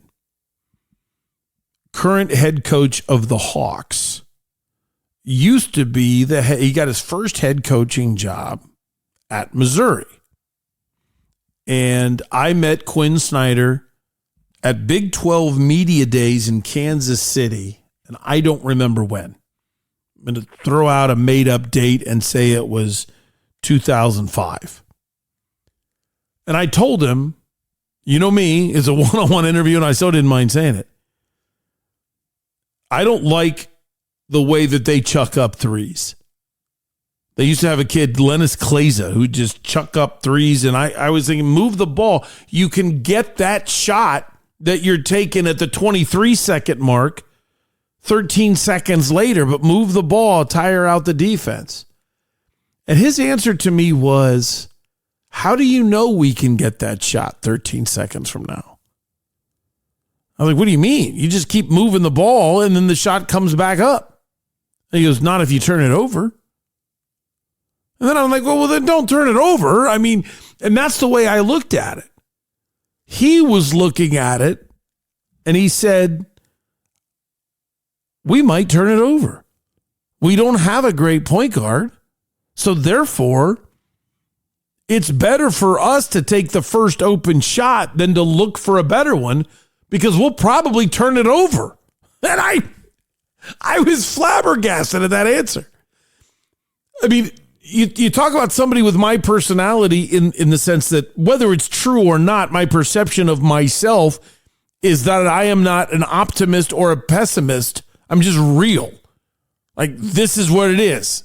Boom. Deal with the reality of the situation. That's kind of how I feel like I am when I present things. I'm a very optimistic person in the sense that I believe we can accomplish anything. But I'm very real about these are my experiences. This is what I've seen. This is what normally happens. And that's why you hear me flip out about bullpen usage and going crazy about 7-run comebacks in April. And when I see everybody happy-go-lucky acting like, well, you know, it's just one game. And I'm going, no, it's not just one game. Because then when the playoffs happen and you're not in it, how many just one games do you want to talk? You know, and that's, you know, I start to lose my mind about that stuff. But back to the Quinn Snyder comment, it amazed me at that level of realism. Like, I'm sitting here thinking, well, coach, just coach somebody to be a better point guard. Coach, just coach them not to turn it over. Coach, just do this. And he's looking at it as, in reality, my team turns it over. So let's shoot it before we turn it over. I still think Book is wrong. They should not just take the first good look. Because if they do that, they're going to end up running and gunning with OKC. And the Thunder are far and away overall better basketball players than most of the Suns. Better shooters than most of the Suns. Faster than most of the Suns. Not all. You know, I'll take Royce O'Neal and Grayson Allen in a lot of shooting contests. They're fantastic spot-up shooters. I'm not going to take Jalen Green because Jalen Green will get out of control. And I think I'm going to get more turnovers or poor shot selection before I get one of those Jalen Green hot streaks when he's just fire. I think there's more pain than there is pleasure. So I hear him when he says, hey, we just need to shoot it before we turn it over. But I think it's because you're playing OKC and they're just that much better than you. Still the way to win is to move the ball. And this is kind of funny comment to me after you hear what Booker said. And then you go to Jordan Ott, who I love this comment. I mean, I feel like if this actually happens, I would think the Suns could win a game. It's hard to know against this team. Everyone shoots a low quality. I don't think our ball movement was great. I thought in the third quarter we found some life there, but we can't ISO this team. We can't hold the ball against this team. You can't take tough twos all night against this team. You got to find high quality shots, and that's been our thing the whole season. We got to find them. Part of that is in transition. Hold on to one shot. Can we get into transition? Same stories. You just got to do it at a higher level when you play a higher level team. Okay, number one, all of that's very true. They've got to play better. The Suns have to play better defense. They got to do better rebounding so they can get the ball and they can go. Problem is, the Thunder's better than you with that. I mean, this is strength versus strength, and yet their strength is a heck of a lot more. Right? I mean, if you put a bodybuilding 18-year-old who's the strongest 18-year-old in the country and then have a weightlifting competition against a 28-year-old Olympic weightlifter, who are you taking in the betting pool? You get one. You taking the 18-year-old? Well, he's still the best 18-year-old. He's still a try-hard guy. The other guy's just better. So when you say we just got to play better defense, we got to get out in transition, OKC's better than you at that. So to me, the biggest problem is the other thing that he said. You're not going to be able to ISO this team. We got to take less tough twos. When you're watching the Suns, do you remember at the beginning of the year when the ball used to move everywhere? People were running off screens everywhere. Now it's almost like in a 24-second shot clock, 3 guys take turns. It'll be Jalen Green's turn for about 7 or 8 seconds. This didn't work. Then I'll pass it to you. And then Booker gets 7 or 8 seconds, and if it doesn't work, then he passes it to Dillon Brooks. And then Dillon Brooks takes 7 or 8 seconds. And if something feels like it does work, then one of the 3 just shoots it within their 8-second turn. As opposed to 5 guys moving, 5 guys setting each other up. At some point, the defense makes a mistake. Someone's wide open. Get that guy the ball.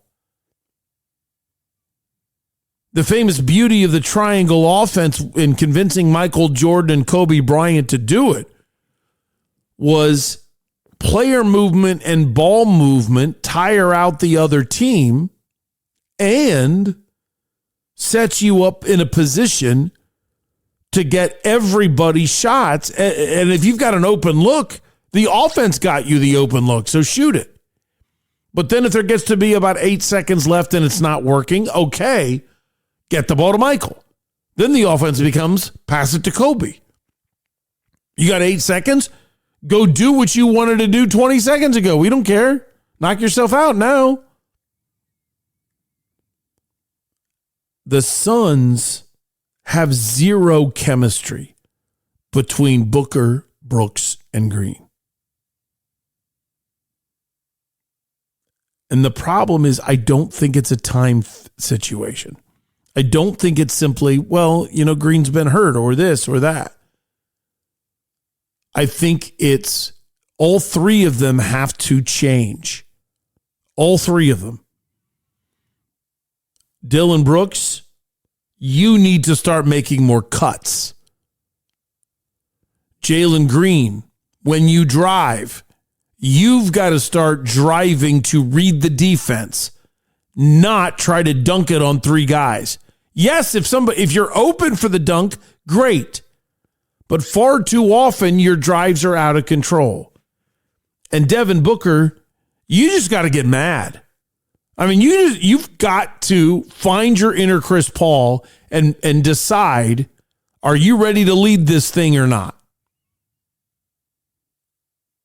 You're not as good as Kevin Durant offensively. So therefore, you don't get the same pressure that Kevin does, that wherever Kevin does, his team loses, because Kevin can only score. Kevin can just be Kevin. And if he's not being treated as Kevin, he pouts and brings the team down. He's not a bad person. He's not an energy giver. He's an energy taker. He's an energy sucker. You have to spend so much time making sure Kevin Durant's okay and feeling okay, and then you don't get what you need out of the situation. And Book, I'm not even remotely saying you're like that. Not remotely. But it's time for you to get a heck of a lot closer to the Chris Paul side of things and make these big losses stop. That's important. All right, last thing on Suns. This is embarrassing. A lot of players don't like press conferences. They don't like talking to the media because they feel like the media takes something out of context, or they blow up one thing out of a 10 to 15 minute statement and back and forth with questions and act like this was the driving theme. So let me be fair. This was not the driving theme of the press conference. This was only said one time, and it was part of a bigger list of issues that Jalen Green was talking about. So if you want to argue I'm taking it out of context, go right ahead. But for me, the fact that these words were even uttered in a game that one team lost 119-84, that one team lost by 35 points. How you even think about saying this, losing by 35, I don't care what context it's in. Couple bad calls for, how we were going to be playing in the playoffs and how, the refs allowed them to play. I think it got to be both ways, or just call both the same foul both ways, one or the other. It's the playoffs too at the same time, so you want to be aggressive at the end of the day. So yeah, we gotta figure that out. You're talking about the officiating in a 30-point playoff loss.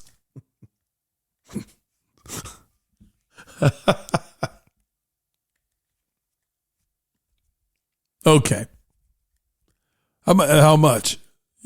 How much do you want to blame the refs by? You set the number, right? In a game that you lost by 35 points, you know what I say? Let's blame the refs for 15 points. That's a pretty high number. To blame refs that they were so atrocious, the other team scored 15 direct points because of the officiating. Fine. Jalen, you lost by 20 then. You still lost by 20 points in a playoff game. How much more do you want to? You want to blame the refs for a whole 20 points? Fine, you still lost by 15 points.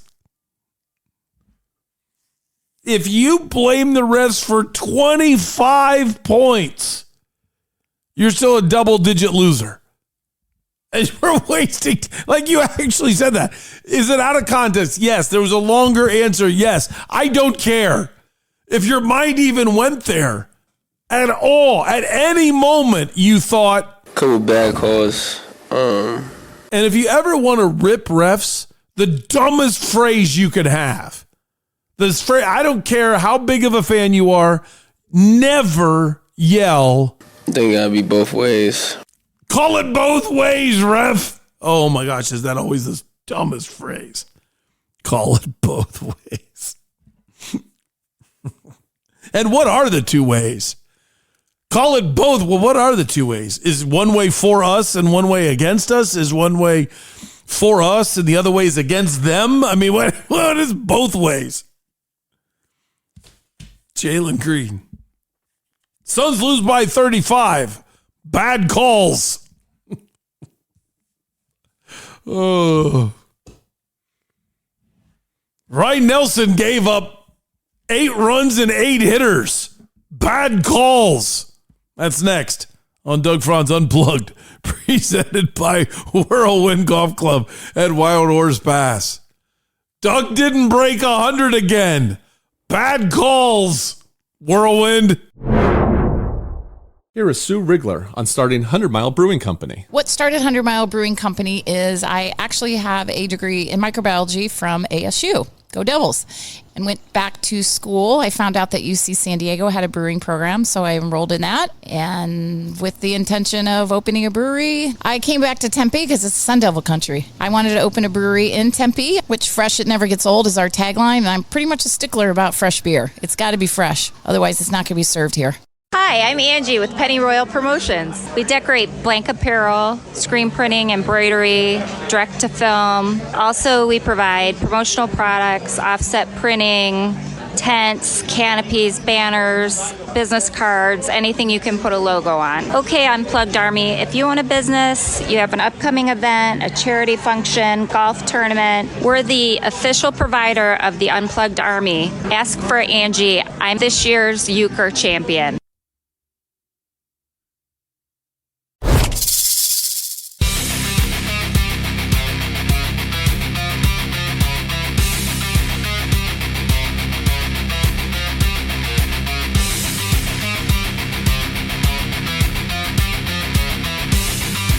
Diamondbacks lose ugly.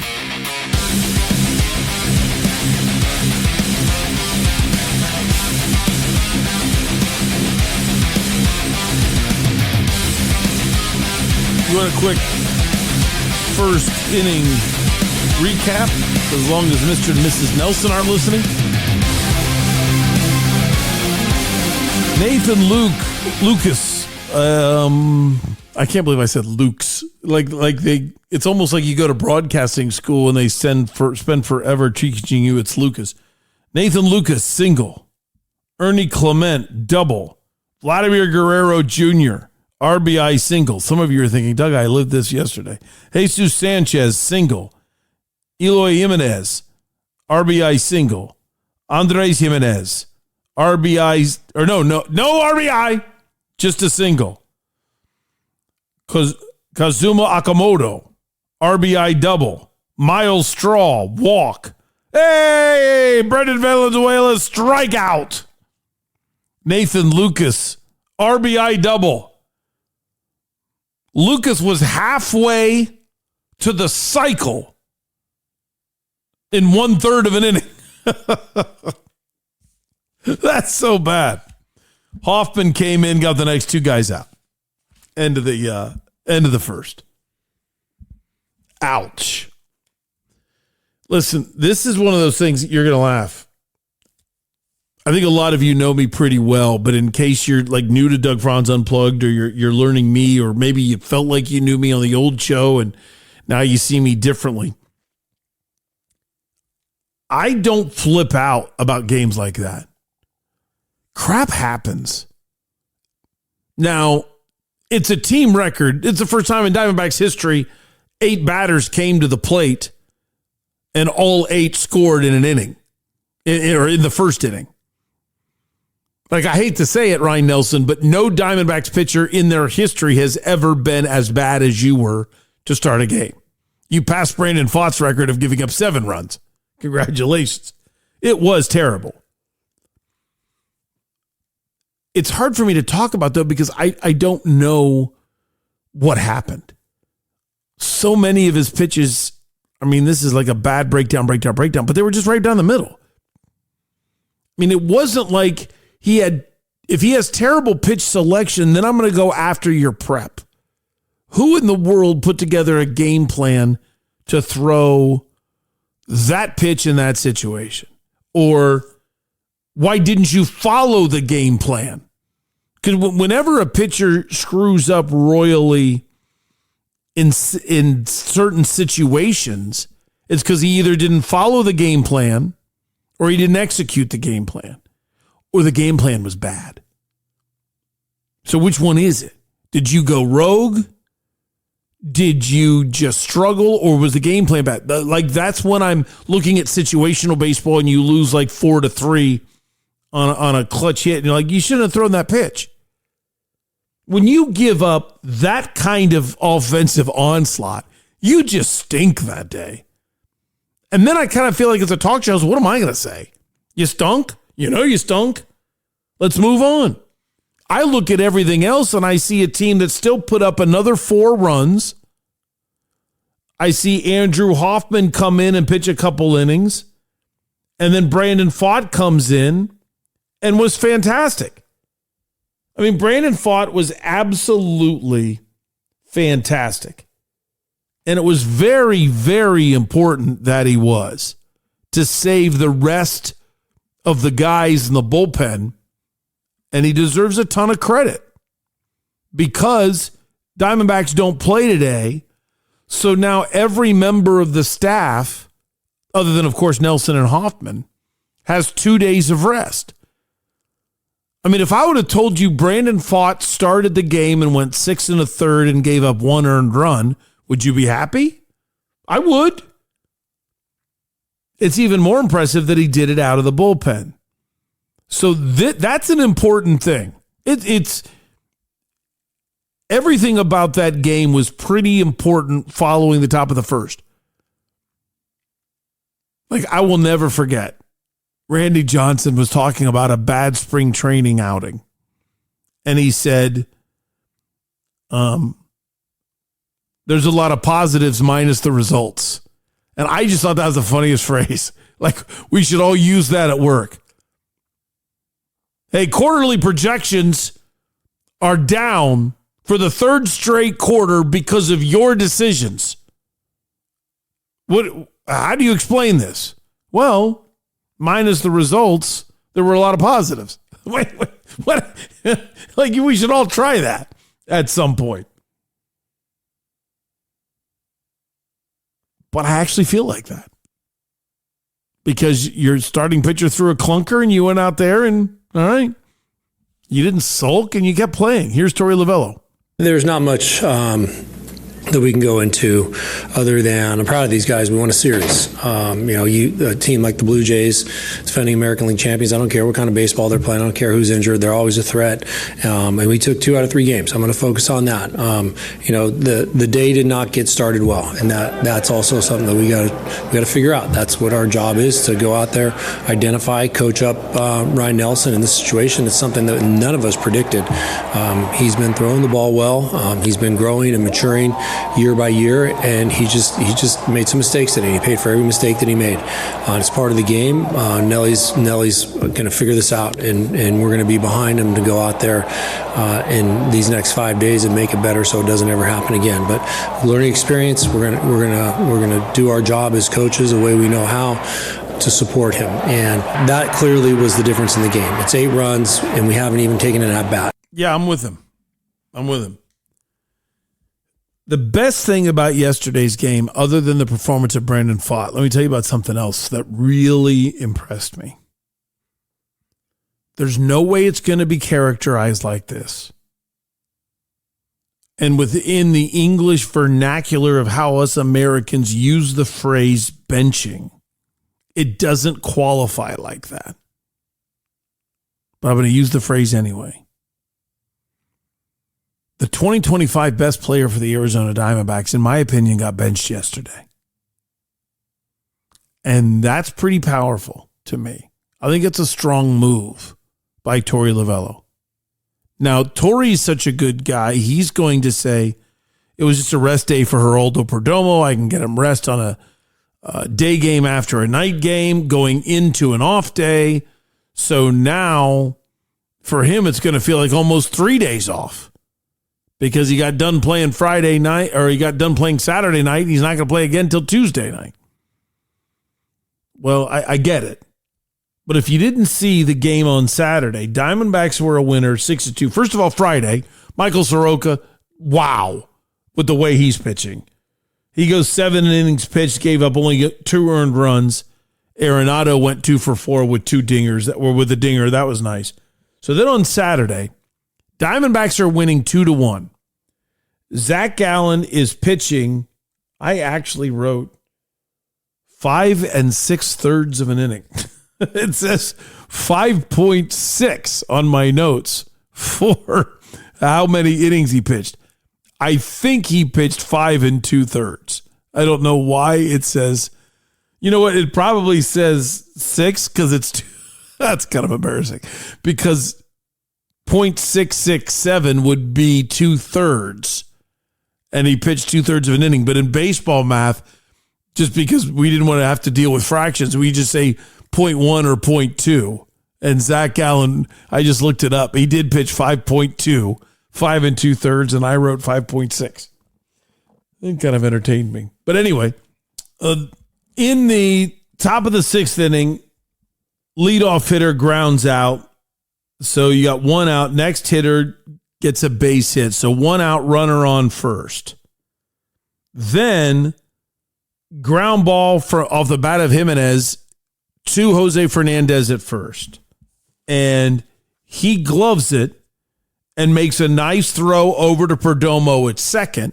Perdomo throws it back to the bag to Zach Gallen covering. 3-6-1 double play. And that's huge. It's hard for the pitcher to get over there in time, find the bag, and receive the ball on a throw from 90 feet. It's really difficult. 3-6-1 double plays are very hard. You turn them because the first baseman is going away from first. He's going towards the second base bag as he fields it, so he can't get back to first. So your chance of a double play is Zach Gallen getting there. So with the leadoff ground out, the 3-6-1 double play ends the inning. Diamondbacks now have Zach Gallen going 6 full innings, giving up only 1 earned run, and you have the 2-1 lead. Zach Gallen sits down. The umpires are reviewing the play. The Blue Jays have challenged the out at second. Perdomo pulled his foot. Ground ball to Jose Fernandez. Fernandez throws it to Perdomo.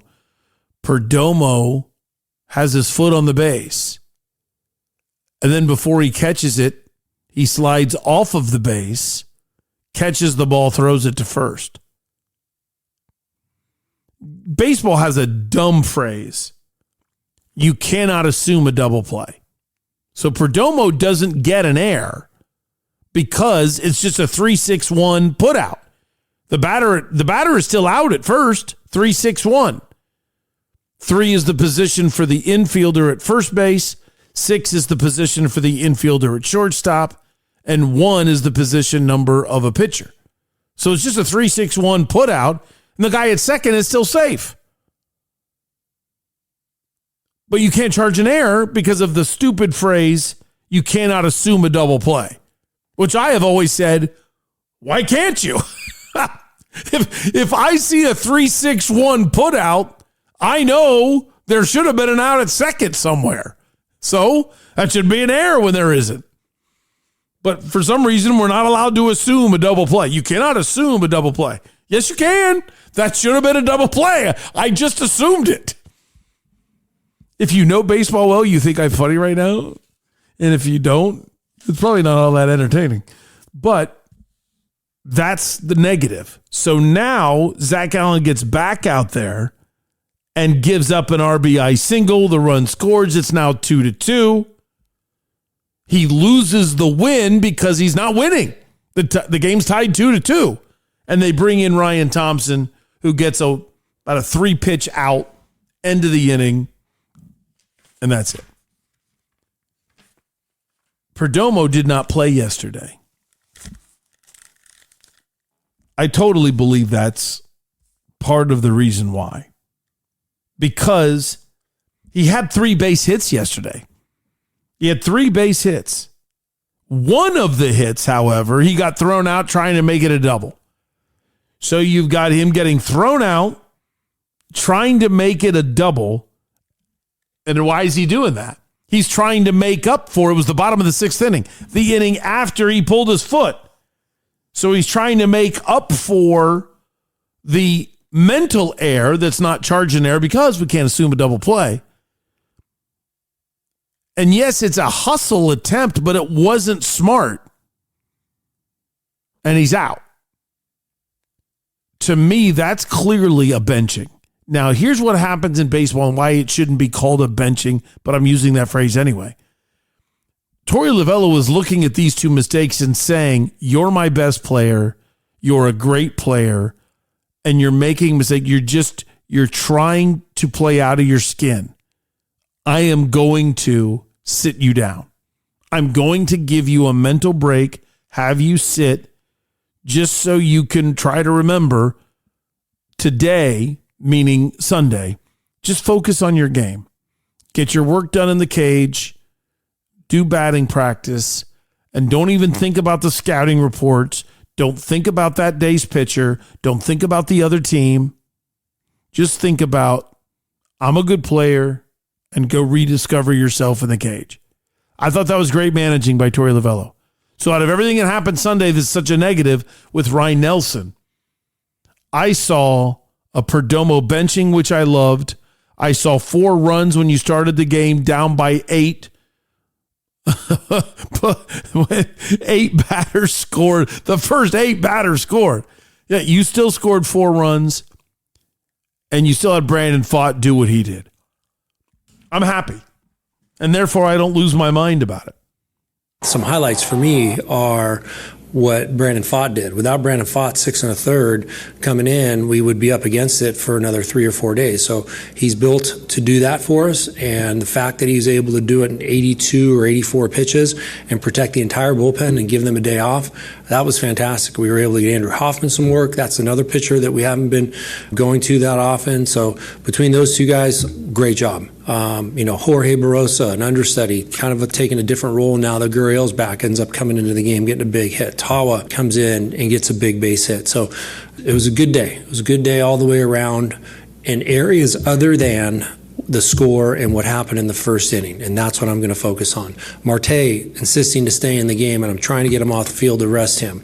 Those are the little things that will make this a good day for me to go home and say we won a series outside of the 3 outs in the first inning. I can live with that, and we'll be fine. I like that. And even though it sounds soft, I agree. Especially when the team, after losing the first 3 games, was 12-4 going into that game, other than the Dodgers series. Right? Take a series against the White Sox and you keep winning series, we're good. It's done, folks. Versus Vegas.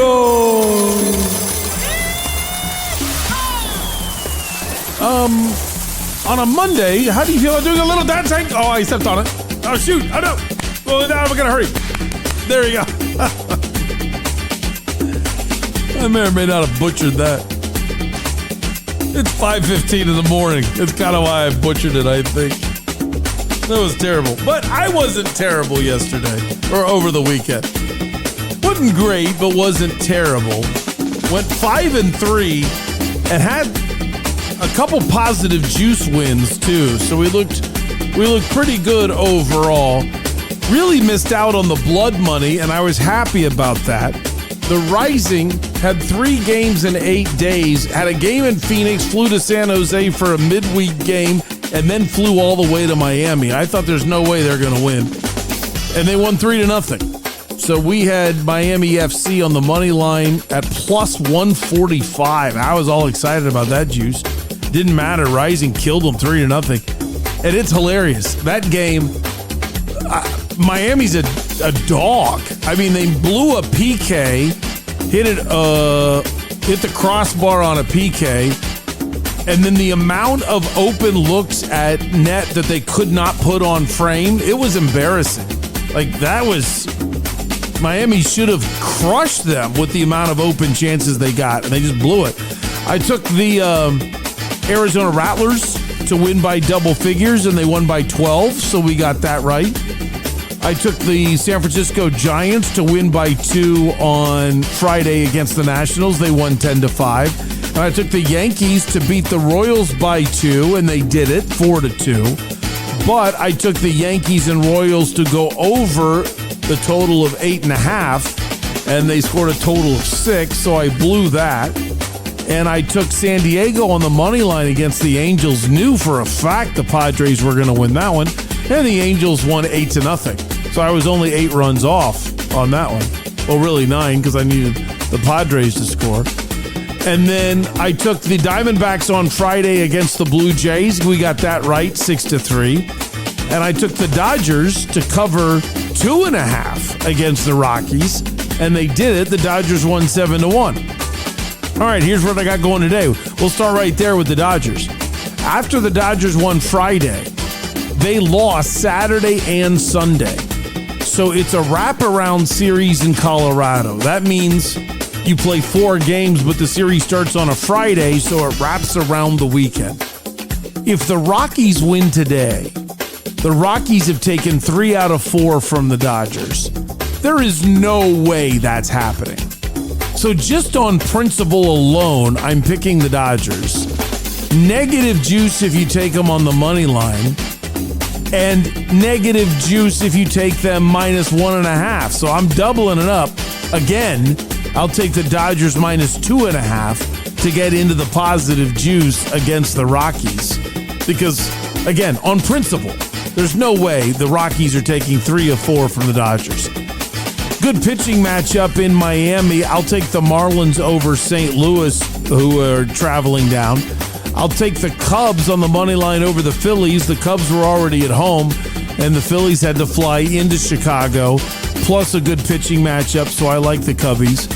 Hockey-wise, I'm going to take Carolina to cover the puck line against Ottawa. They won Game 1, 2-0 on Saturday. I think they're going to win like 4-1 today. So we'll take the Canes. And Dallas is not going to go down 0-2 at home. They take on the Wild tonight at home. We'll take Dallas, even though I hate everything Dallas just because I hate the Cowboys. But we'll take Dallas on the money line. And the last one, I think they got the spread wrong on this. I think the Knicks are so much better than the Atlanta Hawks. And 5.5 to me is not a big enough spread. So let's jump all over that. We'll take the Knicks minus the 5.5. So we got Dodgers, Hurricanes, and Knicks all covering. And we've got Miami, the Cubs, and Dallas on the money line. Sound credits today. I got the Diamondbacks from everybody at 12 News. Thank you very much. I don't know if the Diamondbacks got it from TV or not. So free plug for DBACKS.com and or DBACKS TV if 12 News actually took the sound from them. I got the Jordan Ott and the Devin Booker and the Jalen Green, all from the Suns PR department, who put out the presser. So thanks a lot to those guys. And I got the Paige Dimakos of the Draft Network from the Draft Network at Paige. Yeah. I was really proud of that conversation. I thought she was fantastic. Hopefully you enjoyed it as much as I did. Hey, our big day at the Diamondbacks. They still won another series. Let's go check them out. I'd love to have you as a part of it, in which we will be having Unplugged Army Day on May 7th. If you're interested, send me an email, Doug@DougFranzUnplugged.com, and we get reduced price tickets to all sit together. I would love to see you out there. My family's taking the day off, so most of us will be there as well. Again, that's May 7th. Tickets discounted if you're a member of the Unplugged Army. So reach out to me if you're interested, and I'll try to send a tweet out about that later on today. That does it for today's version of Doug Franz Unplugged, presented by Whirlwind Golf Club at Wild Horse Pass. Tomorrow, Town Hall Tuesday, and we look at the offensive skill positions for the draft. Wednesday, we're going to look at kind of the trenches, O-line and defensive tackle. Plus, we'll have Landon Harrison on from Arizona State, the probable top 5 pick in the Major League Baseball draft. And then on Thursday, we'll take a look at the back 7, linebackers and defensive backs in the draft.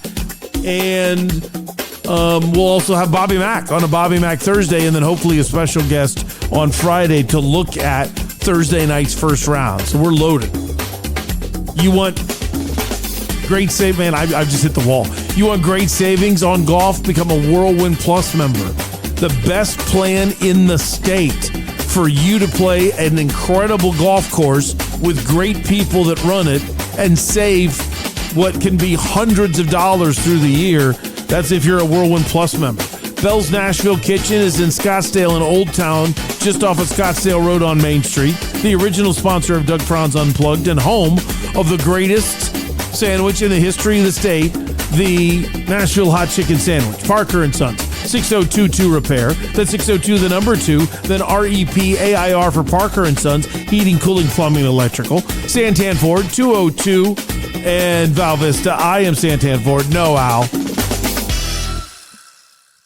I did not expect to flame out. It was the flame out that cost me right there. Burrito Express is going to bring you Landon Harrison coming up on Wednesday. 100 Mile Brewing Company. I was there, twice last week, and I still got about 6 A Mountain Amber Ales in the fridge that I'm not going to have right now at 5:20 in the morning, but I'm thinking about it, I admit. But I'm ready to go to bed. Penny Royal Promotions, slap a logo on anything. Goodyear Fit Body Boot Camp, inspiring fitness and changing lives every day. Join me there one day. I'm going to start going a couple days after the draft and get going on a plan. So please come out and treat yourself to one free week and see if you like it as much as I do. And Slice House by Tony Gemignani. Not as cool, though, Al, when I don't hit the post. Doug, thank you so much. My best to your listeners, and keep up the work on Doug Franz Unplugged.